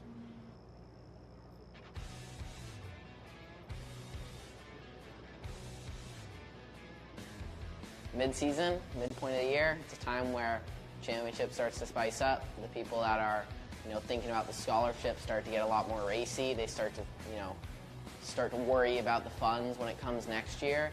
And so everyone's going to be a lot more racy. They're going to have their elbows out. They're going to be a lot more aggressive. And, they're going to be hoping for that last tenth a little bit more, but also more prone to make mistakes.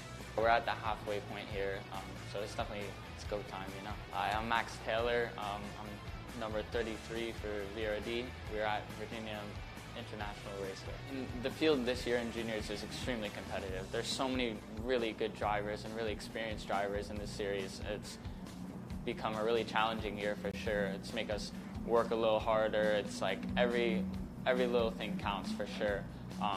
Yeah, there's really good drivers. Like the 2 injured drivers are really good. Liam McNeely is really good. Jeffers is really good. I raced him last year, and obviously Sebastian is really good, my teammate. Yeah, the first half of the year has been a lot of ups and downs. Motorsport's always up and down. You know, you can't enjoy the great races without having a couple bad races. So we had some struggles at NOLA, having, you know, a wing break off in race 3. Barber, we had motor issues. We ended up DNFing because of it. And so we're kind of on the back foot with 3 DNFs so far of the year. You know, we're just back in the championship, lacking the races. And, you know, even in the races that we've finished, we've been towards the front. All the races that we've been driving have been in the top 10. So feeling good. And even though we're on the back foot championship-wise, I don't need to win a scholarship. I'm looking to next year, the year after, and what it takes to get to IndyCar. So that's my goal, and that's why you can see me hopping up, doing USF 2000, preparing for the next year, preparing for the year after that. And it's just getting that experience and starting to, you know, talk to the teams, be in the paddock, so that, you know, when you go to NXT and you already have those relationships built in the paddock. Compared to last year, I'm a totally different driver, totally different person. I've learned so much. I think the season has gone pretty well. I think I've been pretty quick in all the rounds. Just been unlucky at Barber, I'd say. I had an engine blow up just before quali, so that definitely didn't help. NOLA, I was really strong, but it was definitely a new experience switching between the 2000 and the juniors. So that was difficult for me, but I've gotten a lot better at it. And this weekend, I definitely have high hopes.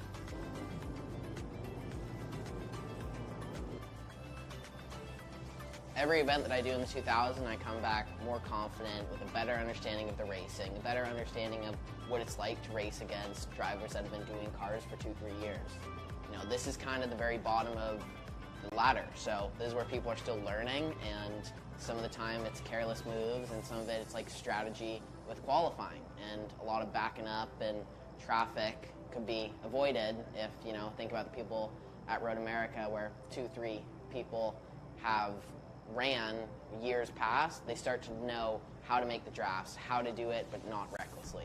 So I learn how to race against more aggressive people, against better people, and overall I come out a better driver because I get to keep those tools that I get from racing USF 2000 and put them in my driver tool belt, and I can remember those coming back to USF Juniors. I mean, it's definitely making me a better driver. Like, it's a massive learning experience when I'm switching in between cars, having to adapt to a different driving style completely. And I think it's really making me, it's challenging me as a driver for sure, and it's making me better. In 2000, it's gone really well this year, obviously.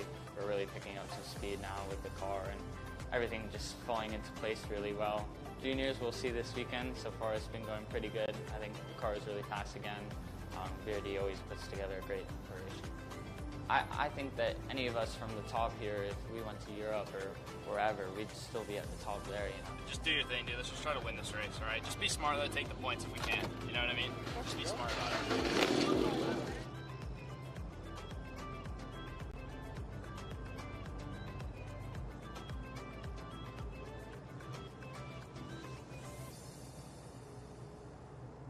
It's gonna be a dogfight for sure. It's gonna be a wild race. It's definitely gonna be just staying on the racetrack, picking off some people where you can, and being aggressive where you can. It's gonna be a wild race for sure. It's definitely gonna be an exciting track to try to race against, and you know, I feel like with, you know, McNeely and, you know, Weldon, some of them starting far down the field, it's gonna be exciting to see if they come through and, you know, how it shapes up the end of this weekend, rattling up the championship. Green, green, green! And here comes the run down into turn number 1. Field slotting in nicely on the inside. The outside line gets a pretty good grip around the outside here. The 25 of Elkin knows that. He'll try to go around the outside, and he does. Elkin, I believe, right to the lead. There is room around the outside. One of the D-Force drivers off the track to the outside at turn number 1 and 2. Potentially, wonder if the start was actually waved off or not. Inter MS runs 1-2. They were very strong at Barber Motorsports Park. First and third, I believe, both races that weekend. Augusto Soto Sharif was third both races. Elkin was able to win both races. Jack Jeffers second in race 1. Sebastian Weldon second in race 2. So the Inter MS crew kind of picking up where they left off in Alabama.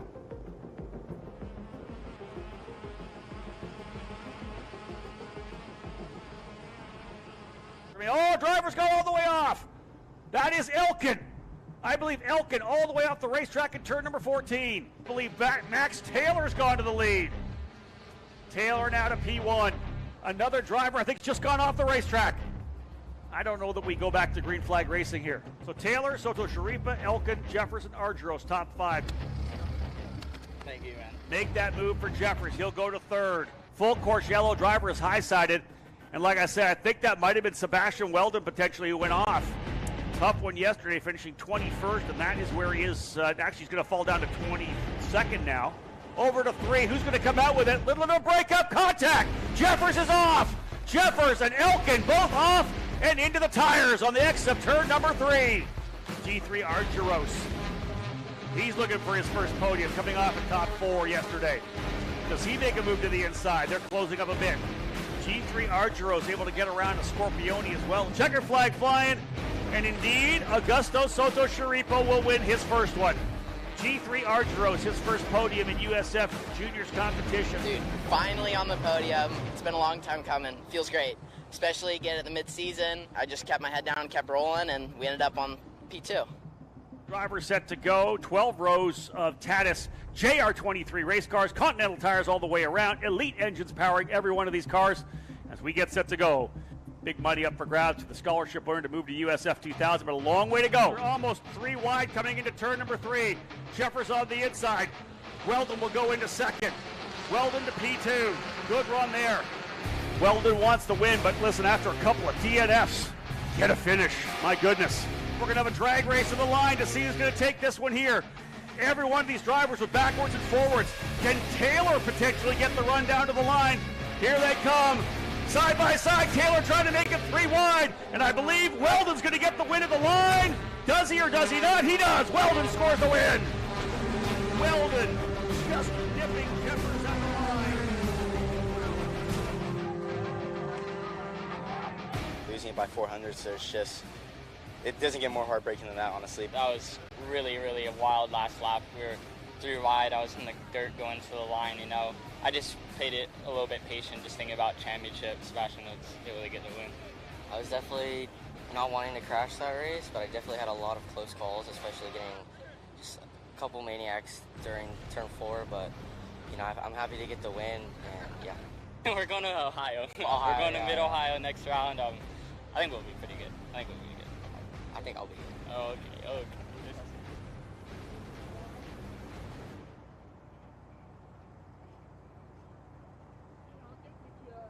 You can feel confident Continental is the smart choice in tires. Can they handle extremes? Yep.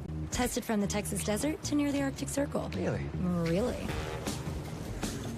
Anything for the guy who finds that one pothole? Yeah, road hazard coverage has your back. For real? Absolutely.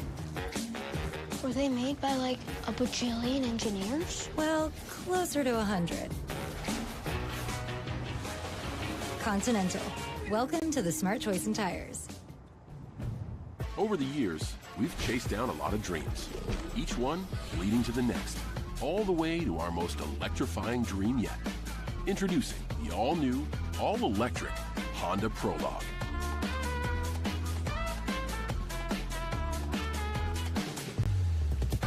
Made to inspire the newest generation of dreamers so they can make their dreams reality. The all-new, all-electric Prologue from Honda.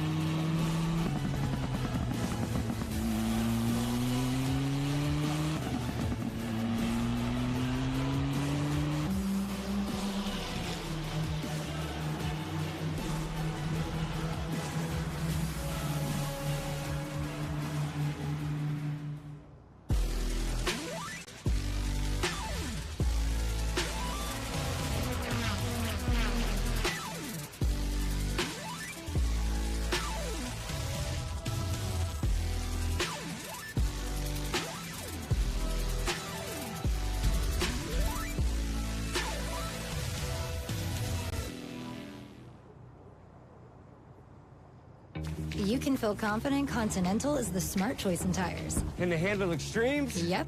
Tested from the Texas desert to near the Arctic Circle. Really? Really. Anything for the guy who finds that one pothole? Yeah, road hazard coverage has your back. For real? Absolutely. Were they made by like a bajillion engineers? Well, closer to 100. Continental. Welcome to the smart choice in tires. Over the years, we've chased down a lot of dreams, each one leading to the next, all the way to our most electrifying dream yet. Introducing the all-new, all-electric Honda Prologue.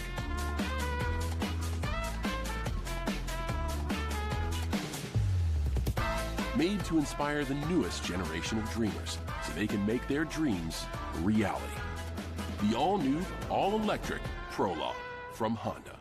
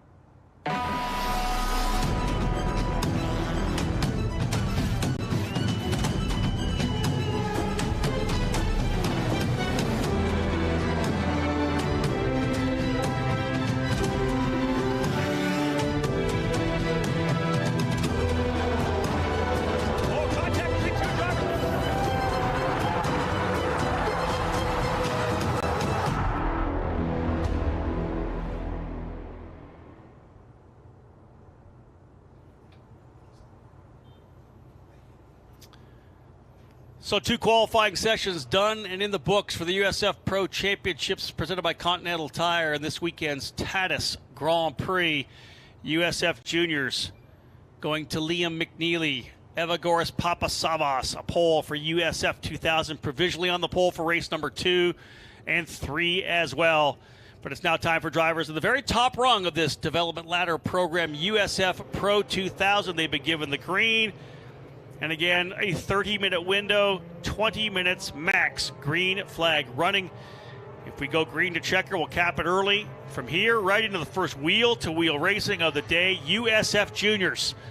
Those drivers who were on track already earlier today, they started the day off at 8 a.m. with the practice session, of course, right into qualifying. They were the first to qualify at 10:30, and then a 1 o'clock scheduled start time. So we'll essentially, depending on how much of a break we have, if they do get through the 20 minutes of green here in USF Pro, we'll have a little bit of a break before we jump into the start of the broadcast. But again, those of you who are tuning in and staying tuned in throughout the broadcast here of our qualifying sessions, hello, hope you're having a fantastic Friday. Just into the afternoon right now, and it's been all USF Pro here throughout the early part of the day. Of course, Indy Next and IndyCar will be on track this afternoon. There is a potential for rain coming. 79 degrees here trackside now. A little bit humid outside. I got a chance to quickly get back to the paddock to talk to a couple of drivers. Evagoras Papasavas, absolutely elated with the pole position. Couldn't take the smile off of his face as he posed for his Continental Tire Pole Award shot. $1,000 up for grabs, $1,500 up for grabs for the drivers here. One thing I do want to mention, if you're trackside here at the track, and it seems like a lot of you are, the parking lot of the inside of the racetrack absolutely packed already. We do have an autograph session lined up for tomorrow. On Saturday, we'll have an autograph session right at the track souvenir stand between the lower paddock and the second level paddock. The autograph session will be there by the souvenir stand right up from the IndyCar paddock. We'll have USF 2000 at 2:20, USF Juniors at 2:45, and 310 for USF 2000. So indeed a chance to meet the future stars of the NTT IndyCar Series. The 60-plus drivers here this weekend in USF Pro Championships will all be there, get a chance to meet them, pick up their hero cards, get some autographs, take some pictures with the drivers. But right now, underway, USF Pro 2000. My name is Rob Howden, joined by the voice of the Mid-Ohio Sports Car Course, Mr. John Phippen, and we've had a couple of good qualifying runs. Junior showed us how it was done. Yep. They went green to checker, a couple of yellows in USF 2000. These are the veteran drivers of this program. They better follow suit and go green to checker. You expect that, for certainly. These drivers have the most experience for sure. Nikita Johnson, no stranger to this series of championships, was quickest in this morning's practice session. Christian Brooks, doing double duty this weekend, also racing in Indy Next, was second quick. Jace Denmark rounding out the top three from this morning's session. So we'll see who carries that over into qualifying this afternoon. Indeed, we will. Again, we get to the middle half of the season, as we always do. Mid-Ohio is always in the later half of the season for us here on this July weekend. We start thinking about championship right now. It's kind of into the stretch run. We're past the halfway point for drivers in USF Pro 2000. 12 races down, just 6 races to go. A doubleheader here, doubleheader Toronto, doubleheader Portland. No triple headers available to the end of the season, so 66 points essentially up for grabs in each one of our events. And right now it's a 50-point lead for Lucky Hughes from Turn 3 Motorsports. He is on a run right now, 7 podium finishes in a row. Swept the weekend at Road America with 3 wins and a 50-point lead, as I said, over Jace Denmark. Lots to go still, as we know. 6 races, as I said, still up for grabs, so lots of points still available for picking. But again, for Lucky Hughes, if he can have a great weekend here, may find himself really kind of in the driver's seat over the last couple of weekends. Although again, then we go to Toronto, right? And all bets are off at Toronto. You never know what happens on a street circuit. Exactly right. And that's always been kind of an X factor for these drivers late in the season, because it's a bit of an outlier because it's a street circuit, and it's very easy for a championship to go wrong in that 2 race span. So Lucky Hughes, obviously with the momentum, sweeping the weekend up at Road America at your last race weekend. So he's looking to go from strength to strength at a track that he knows well and has won at. So driver's gone off. That is out of into turn number 9. That's Liam Skeets. I was just going to say the drivers taking their time out there, getting their tires up to temp, those Continental tires up to temperature. Liam looks like he just kind of came into the corner, may have dropped a wheel. I would think potentially dropping a wheel. You can see the angle of entry through the gravel trap there on the exit of turn number 9, likely nosed in to the tire barriers there as well. And I think he's, I was just going to say he's buried, but now he's buried. Yeah. Had a potential to potentially get a turn. Either, Oh, yeah, lost the front wing as well. So this is going to be a red flag, no doubt about it, for Liam Skeets, driver who has had lots of speed as well. He was 4th in the morning practice session. The Kiwi comes in here as well, sitting in 5th place in points, only 8 points behind Nikita Johnson, only 14 points behind Jace Denmark. And that red flag will stop things. Then wouldn't be surprised for drivers to come in here and on the tires, take those potentially off, use those scuffed tires for a race later today, put fresh rubber on. You can see a lot of the teams have rubber already laid out. First driver into the paddock was the number 9 of Nicholas Montiero. In comes the 21 of Logan Adams as well, the 92 of Braden Eves. Frankie Mossman with the fastest lap so far at a 120.505, but again, that's over 2 seconds off what we'll likely see here. Lucky Hughes, Matt Clark, Simon Sykes, and Christian Brooks were the quickest on those out laps. But again, at this level of competition, when you're pushing so hard, at one point I think we had the top 15 or 16 separated by 6 or 7 tenths of a second, right? You're pushing as hard as you can, and that would likely for Liam Skeets, just getting out of that corner, pushing hard, maybe lost a little bit. Like John, you've seen races here many times before, maybe got on the rumbles there trying to correct. Straight off, you lose control. Yeah, exactly right. Yeah, he just, carried a little too much speed out of turn 8, I'm guessing, and was a little wider than he wanted to be. Dropped that wheel off, and that's the problem. Let's not speculate. We actually have a replay. If you're at home, we can watch it. If you're trackside, have a look at one of the big boards. Here he is. Watch him coming through. That's a little too wide on the exit, and indeed that pushed a little too hard. Little understeer coming out of the corner, and really almost high standard it probably coming across here as the left side tires went down, and at that point you're almost just a passenger. Yeah, basically it was a skateboard at that point. As he got up onto the gator's teeth, the car was just skidding on the skid plate, and he had no contact at all. He couldn't steer. He was basically a passenger from that point forward. And the worst feeling as a driver. No kidding. What have I done? Yeah. At the start of a session like that, so he'll lose his fast lap. So regardless of what happens, he needs to put 3 fast laps in when he gets back to the paddock, because they're going to have to pull him out, get him on track, and of course get a new nose on the front of the car for Liam Skeets, and then get him back out. He's got to get 3 strong laps, because his best lap's going to go by the wayside anyways. He needs 2 more laps to set things up for the 2 races here this weekend. He has tasted victory here this year, but not really a good taste, because he finished second and only got the win after disqualification to Nikita Johnson. Had a really good weekend at IMS back in May during the Grand Prix weekend, where he finished second, first, and fifth, a third at Road America as well. There have been some ups and downs to a certain extent, but to be honest, really, it was only the first race at NOLA where he was 18th. Otherwise, everything's really been kind of top 10 for Liam Skeets as a rookie driver coming into the program. Didn't come through USF 2000, so every track's brand new to him. Right. Again, one of the stars of the Formula Regional Oceania Championship this past February, where he ended up finishing second overall in the championship, won the New Zealand Grand Prix. I was super excited when he came over. He obviously came over and ran the Fall Combine as well at Indianapolis last October, but when it was confirmed that he was coming over to run with TJ Speed and Tim Neff, I said, this is a guy that we're going to really get a chance to watch develop. He's a super strong driver, and I did a podcast with him early on. A really nice kid as well, very well spoken, and again, the next in the line of maybe more and more Kiwis to come over here to try to fight their way to IndyCar. Yeah, and he picked a good team too. Tim does a great job with the TJ Speed team, and he's no nonsense. He's in the right sweet seat, and no nonsense is that's exactly how I would describe Tim Neff. He is a no nonsense kind of guy. Well, on a resume, he doesn't boast about it, but here's a guy that not only has he had super success here in the USF Pro Championships, a lot of time with Bellardi Racing, Sam Smith Motorsports as well, Schmidt Peterson Motorsports, IndyCar stuff he's done. This guy has a long resume. Took up team ownership, which is a daunting task and not always the most fun thing you can do, but he's a competitor, right? That's what he does. And Tim, who is a nationally ranked and a championship-winning jet skier as well, I believe, in his past life, and probably continues to do that. But this guy's an absolute competitor, and to have some strong drivers behind the wheel of his cars, he always likes to go for race wins. Last year, Francesco Pizzi, Liam Zindelli. Zindelli was a winner last year at Road America for the team.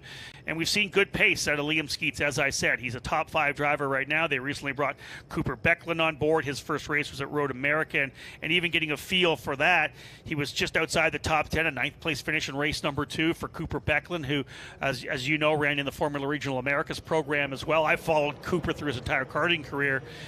Thrilled that he's with us here in USF Pro 2000. Ideally, again, starting mid-season, taste it, feel it, get to understand it, get a good grip for it, get that off-season testing in, and come back in 2025. Skeets has made it into the pits. The rest of the field heading out for their qualifying session. They're getting a new nose on that car, so hopefully they'll be able to get him out and he'll be able to get a time. But like I said, his fast lap will go by the wayside. Yeah, time running again. So for Skeets, they'll go all the way around that car, make sure everything's fine, clean any gravel out of the radiator inlets on both sides of the car, get that new wing put on, and then again, like we said, he is going to have to go there and really qualify for his life. Put down 3 great qualifying laps. He's going to lose his best for bringing up the red flag, and then he needs 2 more, because the next best lap is going to set the grid for race 1 for him, and he needs another one, a 3rd lap for race number 2. And again, Frankie Mossman, as we said, was the fastest driver here, getting things underway.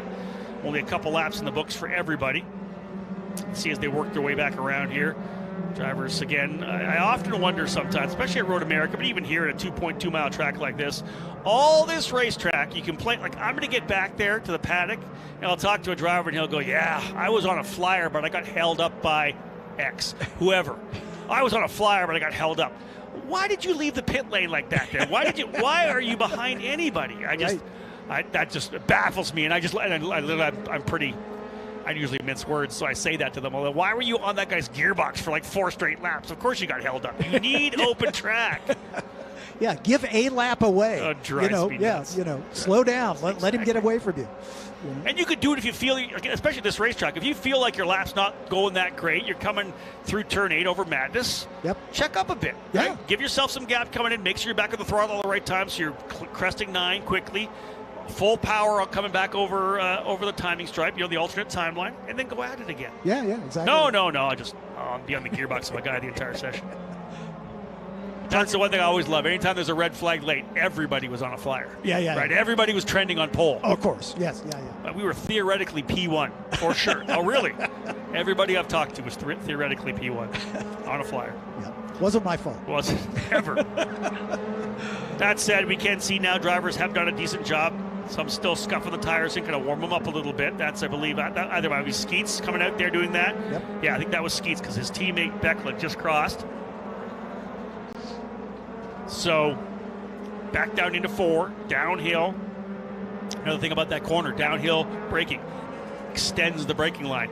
An uphill corner like, let's say, a turn 5 at Mosport, Canadian Tire Motorsports Park, back up the hill, it compresses that braking zone. Not so in turn number 4. It's a lot longer because you're carrying it, and then again, it's about releasing to get that speed coming through turn 4 over to turn number 5. Such a tremendous corner. Exactly right. Yeah, that complex, 4, 5, and 6, one of the best in motorsports, I think. So Lockie Hughes goes P1 in the 44, alternate timeline, leverages it, comes right to pit lane. So he does 2 good laps, 20.2. He's a 10th quicker than Nikita Johnson, so he has already grabbed provisionally the pole for both laps. 20.243 his first lap, 20.654. He's in the pit lane. He's obviously not done. Happy, though, potentially with 4 laps already in, the scuffed tires, because I've got 2 good laps in. Just take those tires off, keep those Continentals for one of the 2 races. We've got a heat cycle on them. We're good to go there. They'll put another fresh set of Continentals on and see what he does. Now 4 laps in. Hughes, Johnson, Mossman. Mossman's still there for Jay Howard Driver Development, the sole JHDD driver here in USF Pro 2000. Matt Clark now up into 4th, but not for long. Here comes Jace Denmark and Christian Brooks. Pabst Racing goes to 2nd and 3rd. Brooks to 2nd, Denmark to 3rd now with over 11 minutes still remaining. Nikita Johnson now up into 5th spot as he turns his best lap, a 120.3. And again, as we saw in practice, this field is so tightly packed. The top 5 separated by about 0.2 of a second. Indeed, and the drivers further back, everybody kind of going green now. Finally, they're starting to put the heat that they need into these tires, getting a feel for the track itself. As I said, it's up to now 79 degrees, significantly warmer than it was during their practice session earlier today, likely 6 or 7 degrees. Very humid here this weekend, those of you who are not trackside as well. Humidity was in, I believe, the mid-80s when we got here trackside. Frankie Mossman, no joke in those first couple of laps. He's laid down a 119.8. Still not good enough for the second quickest time. That belongs to Nikita Johnson. But a 119.894 for Frankie Mossman. Johnson, Hughes, Brooks, Sykes, top 5. In comes the number 6 as well. That's Mossman. Lays down his time. He'll put fresh rubber on. Team going to work for Jay Howard Driver Development. Looks like I think the D-Force drivers are laying out as well. They're going to bring one of their cars in here momentarily. Good vantage point here from the tower to have a look at up and down pit lane. Awesome shot here. The drivers come down the hill out of 5 into turn number 6 over through Madness. Things can get very hectic here. A lot of times when drivers are over and under at each other, you get 2-3 wide potentially down into 6. This is the shot here out of turn number 9. Here's your alternate timeline. Jace Denmark into pit lane.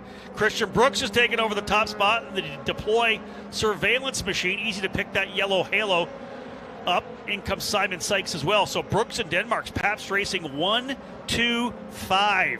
A 119.758. Christian Brooks. You go back to the record here, we'll not get near the track record here of David Maluka's qualifying 114.85. That was actually the first year of the new car. The engine package and the engine format that we used back then was about 30 more horsepower. We were twisting the engines to about 9,000 RPM. We've dropped those down to about 7,000 RPM. Much better for the consistency of the engine. And of course, the racing hasn't been hurt at all. Sure. Yellow you see in there coming out of Thunder Valley. Unsure why. Yeah, there it is there. A driver, we can see from here, coming back up the hill. We have a driver off. Might be another one of the TJ Speed cars again. Drivers left coming up through turn 11. So just as they kind of crest the hill and enter, a driver has pulled to the inside of the racetrack, and that seems to me more like a mechanical. I don't know if that was any damage to the car. John, you got the binoculars out. Can you see anything that we're not able to pick up? I think it's kind of within the gray area of our cameras right now. Yeah, it could be Skeets again or his teammate. Cooper Becklin. Yeah, Cooper Becklin. Not sure, though. I can't tell if it's a 26 or a 28 from my vantage point. So. Again, two numbers that don't make it easy to differentiate right. at a distance. And the same livery, obviously. So clock stops at 8:42. Again, this qualifying session goes till 12:40. So still 14 minutes of time window. 8:42 of green flag running. Being told it is indeed the car number 28. So that would be Cooper Becklin. So not Skeets at this time here. So Liam Skeets currently in the 15th spot. Becklin, who was 11th, will lose his fast lap. Christian Brooks still P1. Right now, it stands with Christian Brooks as the pole for race 1, provisional pole for race 1. Nikita Johnson, provisional pole for race 2. Your top 5 right now: Brooks, Denmark, Johnson, Mossman, and Sykes. So Christian Brooks, very happy with that one. Pabst Racing goes 1-2. Johnson, Mossman, Sykes, then Matt Clark, Braden Eves, Lockie Hughes, Danny Dashelski, and Nicholas Montiero. I'll tell you this, with 8:42 still to go on a clock that is now stopped, with lots of window to go, provided they're able to get Becklin in here quickly, there's a lot of action still to come. Oh, yeah. Plenty of stuff to go. Little surprise to me that Lockie Hughes is as deep in the field as he is, but remember he set a quick time and then came in for fresh rubbers, so we'll see what he does with that other set of tires. Back in 8th position right now. Lockie for Turn 3 Motorsport in the number 44 car. His best lap so far, a 120.2. But Christian Brooks doing double duty this weekend. He'll also be running in Indy next, of course. A 119.7588 for his quickest time. Jace Denmark just less than a tenth behind him. Nikita Johnson a few hundredths of a second behind Denmark. So, again, really tightly packed at the front. 5 drivers already under a minute 20. I'm really interested to see how things go right now for Christian Brooks, because he'll have had a practice session and a qualifying session on the racetrack already, so he knows the track. He's going to jump into a car with, I don't want to say double, but another 180 horsepower more for HMD and Indy next. He'll have had some track time already. You'd think that he will probably be able to step up pretty nicely. I'm looking forward to seeing how he does throughout the weekend. I'll tell you this, there's probably not a driver more fit in the paddock. Oh, yeah. At least our USF paddock than Christian Brooks. This guy is ripped. No doubt about it. Super strong. I have to look at something here real quickly. So here's what I'm being told, just to update those of you who are trackside and those of you who are watching on the broadcast as well.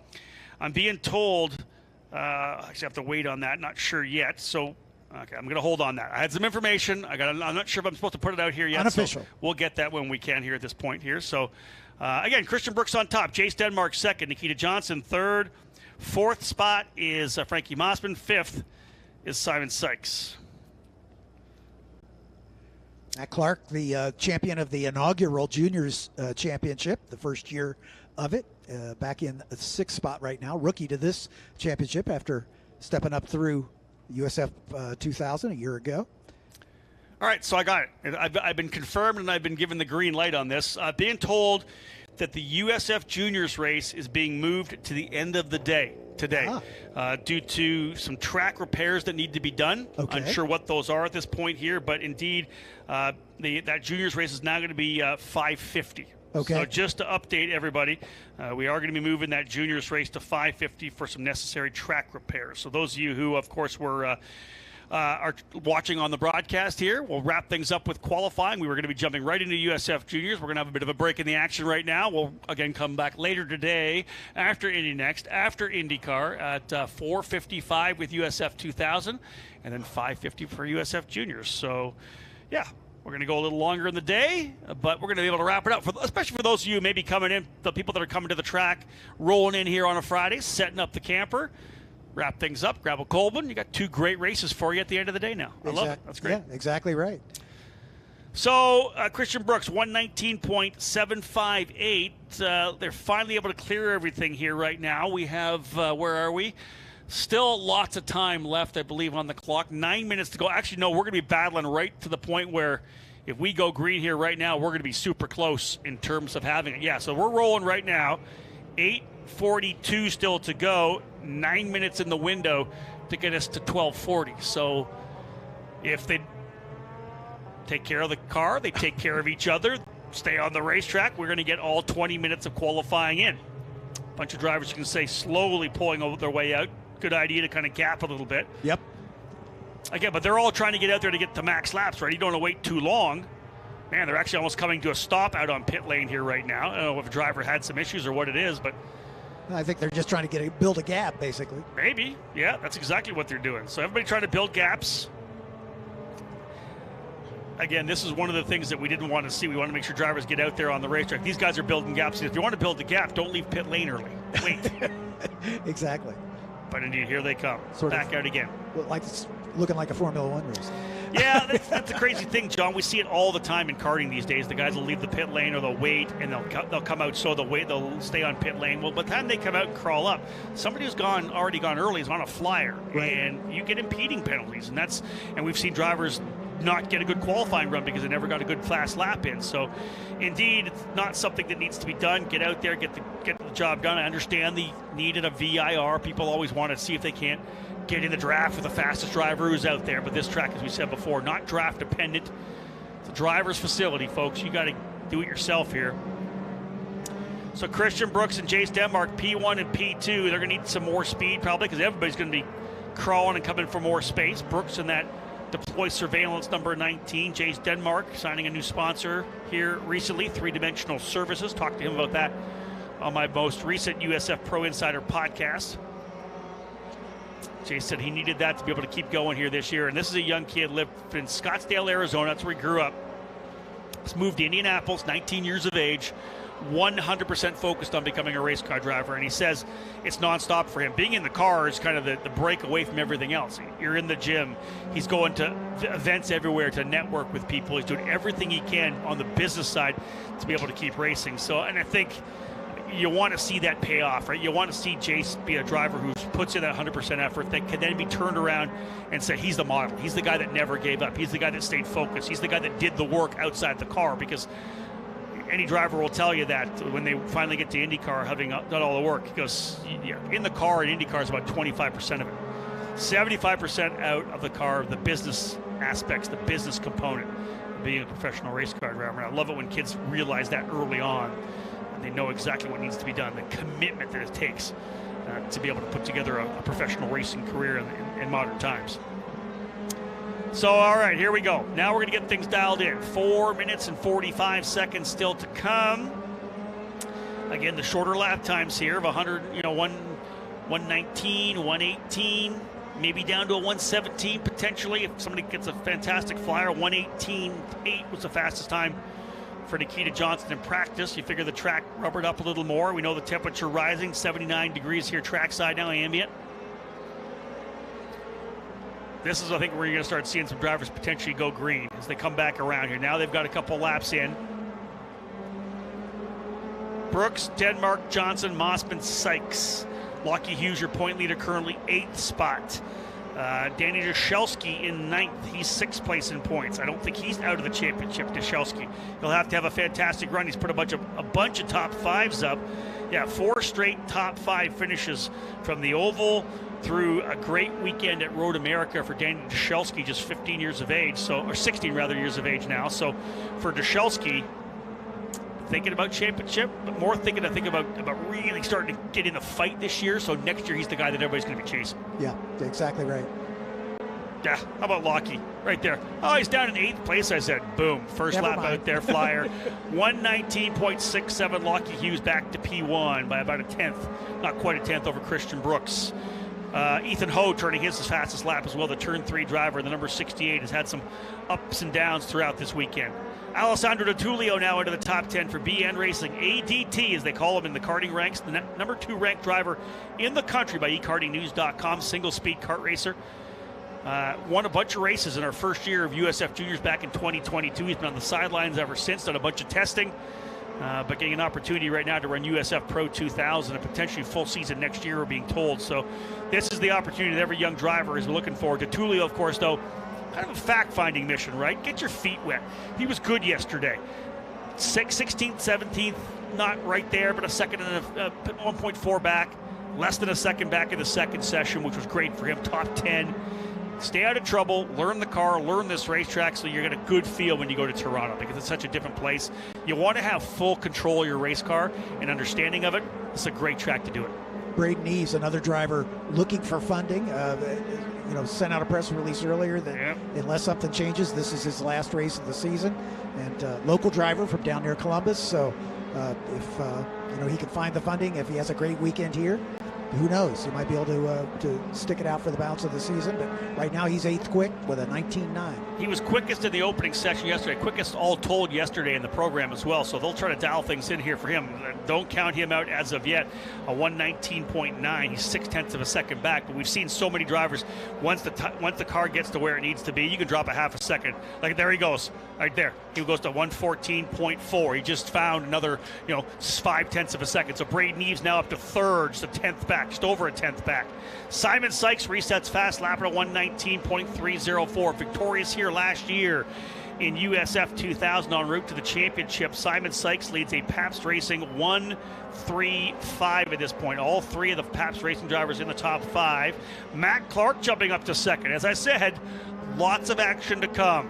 2 minutes and 15 seconds still to go. This is going to get exciting. Sykes, Clark, Denmark, Eves, Brooks.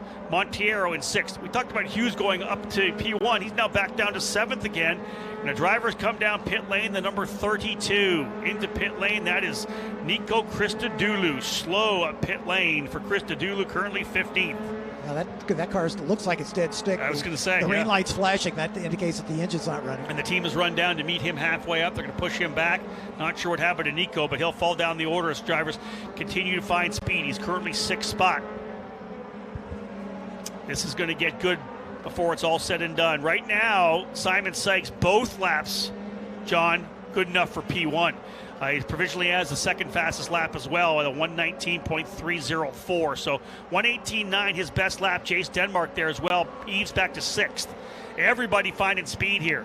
Now, remember, at 118 now. So if you just came across the line, a lot of these drivers out here still are going to get one more. We've got a couple more laps still to come here, and there's 2 more minutes still remaining. I love it. Sykes on top. Denmark, Brooks, Pabst Racing. Oh, Pabst Racing 1, 2, 3. Look at that. They've hit the setup so far, but again, we're not done yet. Lockie Hughes back to 4th. Nikita Johnson 5th. Braden Eves 6th. Frankie Mossman 7th. Clark, Monteiro, and Dushelski. There's your top 10. Liam Skeets after the issue, still 11th. I would assume they'll continually update him, getting rid of the fast lap as it comes, so that is very likely a legitimate 11th right now for Liam Skeets. He's got to keep going, though. And that's 11th for both races. Yeah. Give him that as well. We're not done. Everybody coming around. These guys coming out of turn 5 and 6 are probably going to sneak one more lap in as well. Indeed, they will. Through 6, 7, 8, back to 9. Again, all these drivers, they're coming up to start their last lap. Johnson 8th, Johnson 5th, Eves 6th. Oh, I can't wait to see how things wrap up here in the final minute, final laps, because I don't know that we're done yet. Nikita Johnson, P1, 118.898. Indeed, Johnson goes back to P1. Again, the cars are getting lighter. The grip levels are there. Here comes the checker. What do we got? Skeets goes to P9.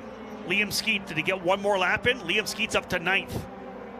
Denmark, Brooks, Hughes, Eves were all on flyers. They all went green last lap.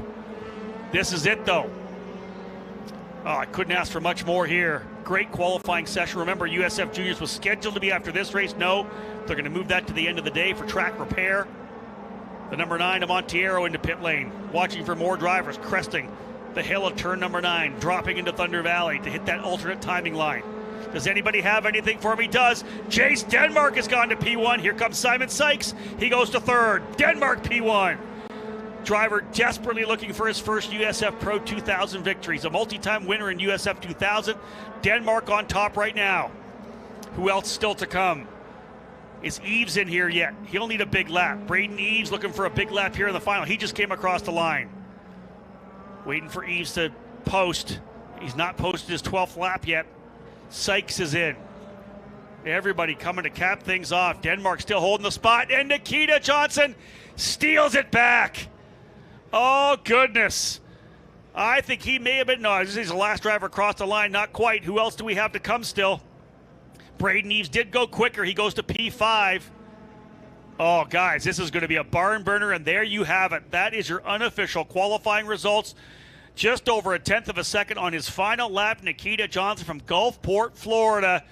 The youngster going P1 in the VRD Racing number 17, just clipping Jace Denmark, who looked like he had the pole. And I'll tell you, that right now is provisional pole for race number 2 as well. A 1:18.5 and a 1:18.8. And you needed 2 really good laps, and that truncated session didn't let anybody really get into a groove. Johnson, Denmark, front row. Christian Brooks and Simon Sykes on row 2, Pabst Racing. 2nd, 3rd, and 4th. Braden Eves for Exclusive Autosport started alongside your point leader, Lockie Hughes, on row 3. Frankie Mossman and Matt Clark on row 4. Alessandro D'Attulio in his first ever qualifying session for USF Pro 2000 leads the BN Racing crew. He ends up alongside his teammate Ricardo Scotto on row number 5. Row 6, Liam Skeets and Nicholas Montiero. Row 7, Danny Jashelski and George Garcia-Arce. Row 8, Tyke Durst and Ethan Ho. Row number 9 will be Nicholas Baptiste and Nico Christodoulou, and Logan Adams and Cooper Becklem will round up the 20 drivers. John set to go. Man, those are the kind of qualifying sessions I like. We talk about the great wheel-to-wheel racing, but a good quality last lap dash qualifying session always gets my heart rate up. Exactly, and you got 5 guys setting their best lap on the last lap. Certainly indicates a great session, and indicating like you said, these tires hold out for the session. These guys are putting in their best laps on the last lap of the session. Indeed, and again, we were lining up to go USF Juniors Racing right now, but we did get the call that due to the need for some track repairs, we have moved USF Juniors to the tail of the day at 5:50. So we're going to cap off this morning component of USF Pro Championship Racing here at the Mid-Ohio Sports Car Course, all lining up for the Titus Grand Prix here this weekend. And indeed, as I said, all part of this Honda Indy 200 weekend. Always a pleasure to be here at Mid-Ohio. We said you, John, had 6 sessions, 3 practice, 3 qualifying. Now we'll wrap up the day. 4:45 USF 2000, 5:50 for USF Juniors. A couple of races to cap things off. Sure, absolutely. And, that way they'll both be in the rain. It'll be fun. Oh, goodness. Please. Well, listen, rain racing's great. I think it's something that every driver needs to understand and feel good about for sure. Again, Indy next, folks, guys, it's going to be a little ways away. 2:05, the next session here, practice for Indy next. But for those of you following on the broadcast here, thanks for tuning in. It's been a fantastic morning and early afternoon. USF Pro Championships, the first time we've had all 3 of these series, the whole ladder system essentially through next, all the way to IndyCar on the same docket for a weekend. Mid-Ohio couldn't be a better place to do it. Thank you so much for tuning in, folks. Again, we'll be back. 4:55 scheduled start time, USF 2000, race number 1.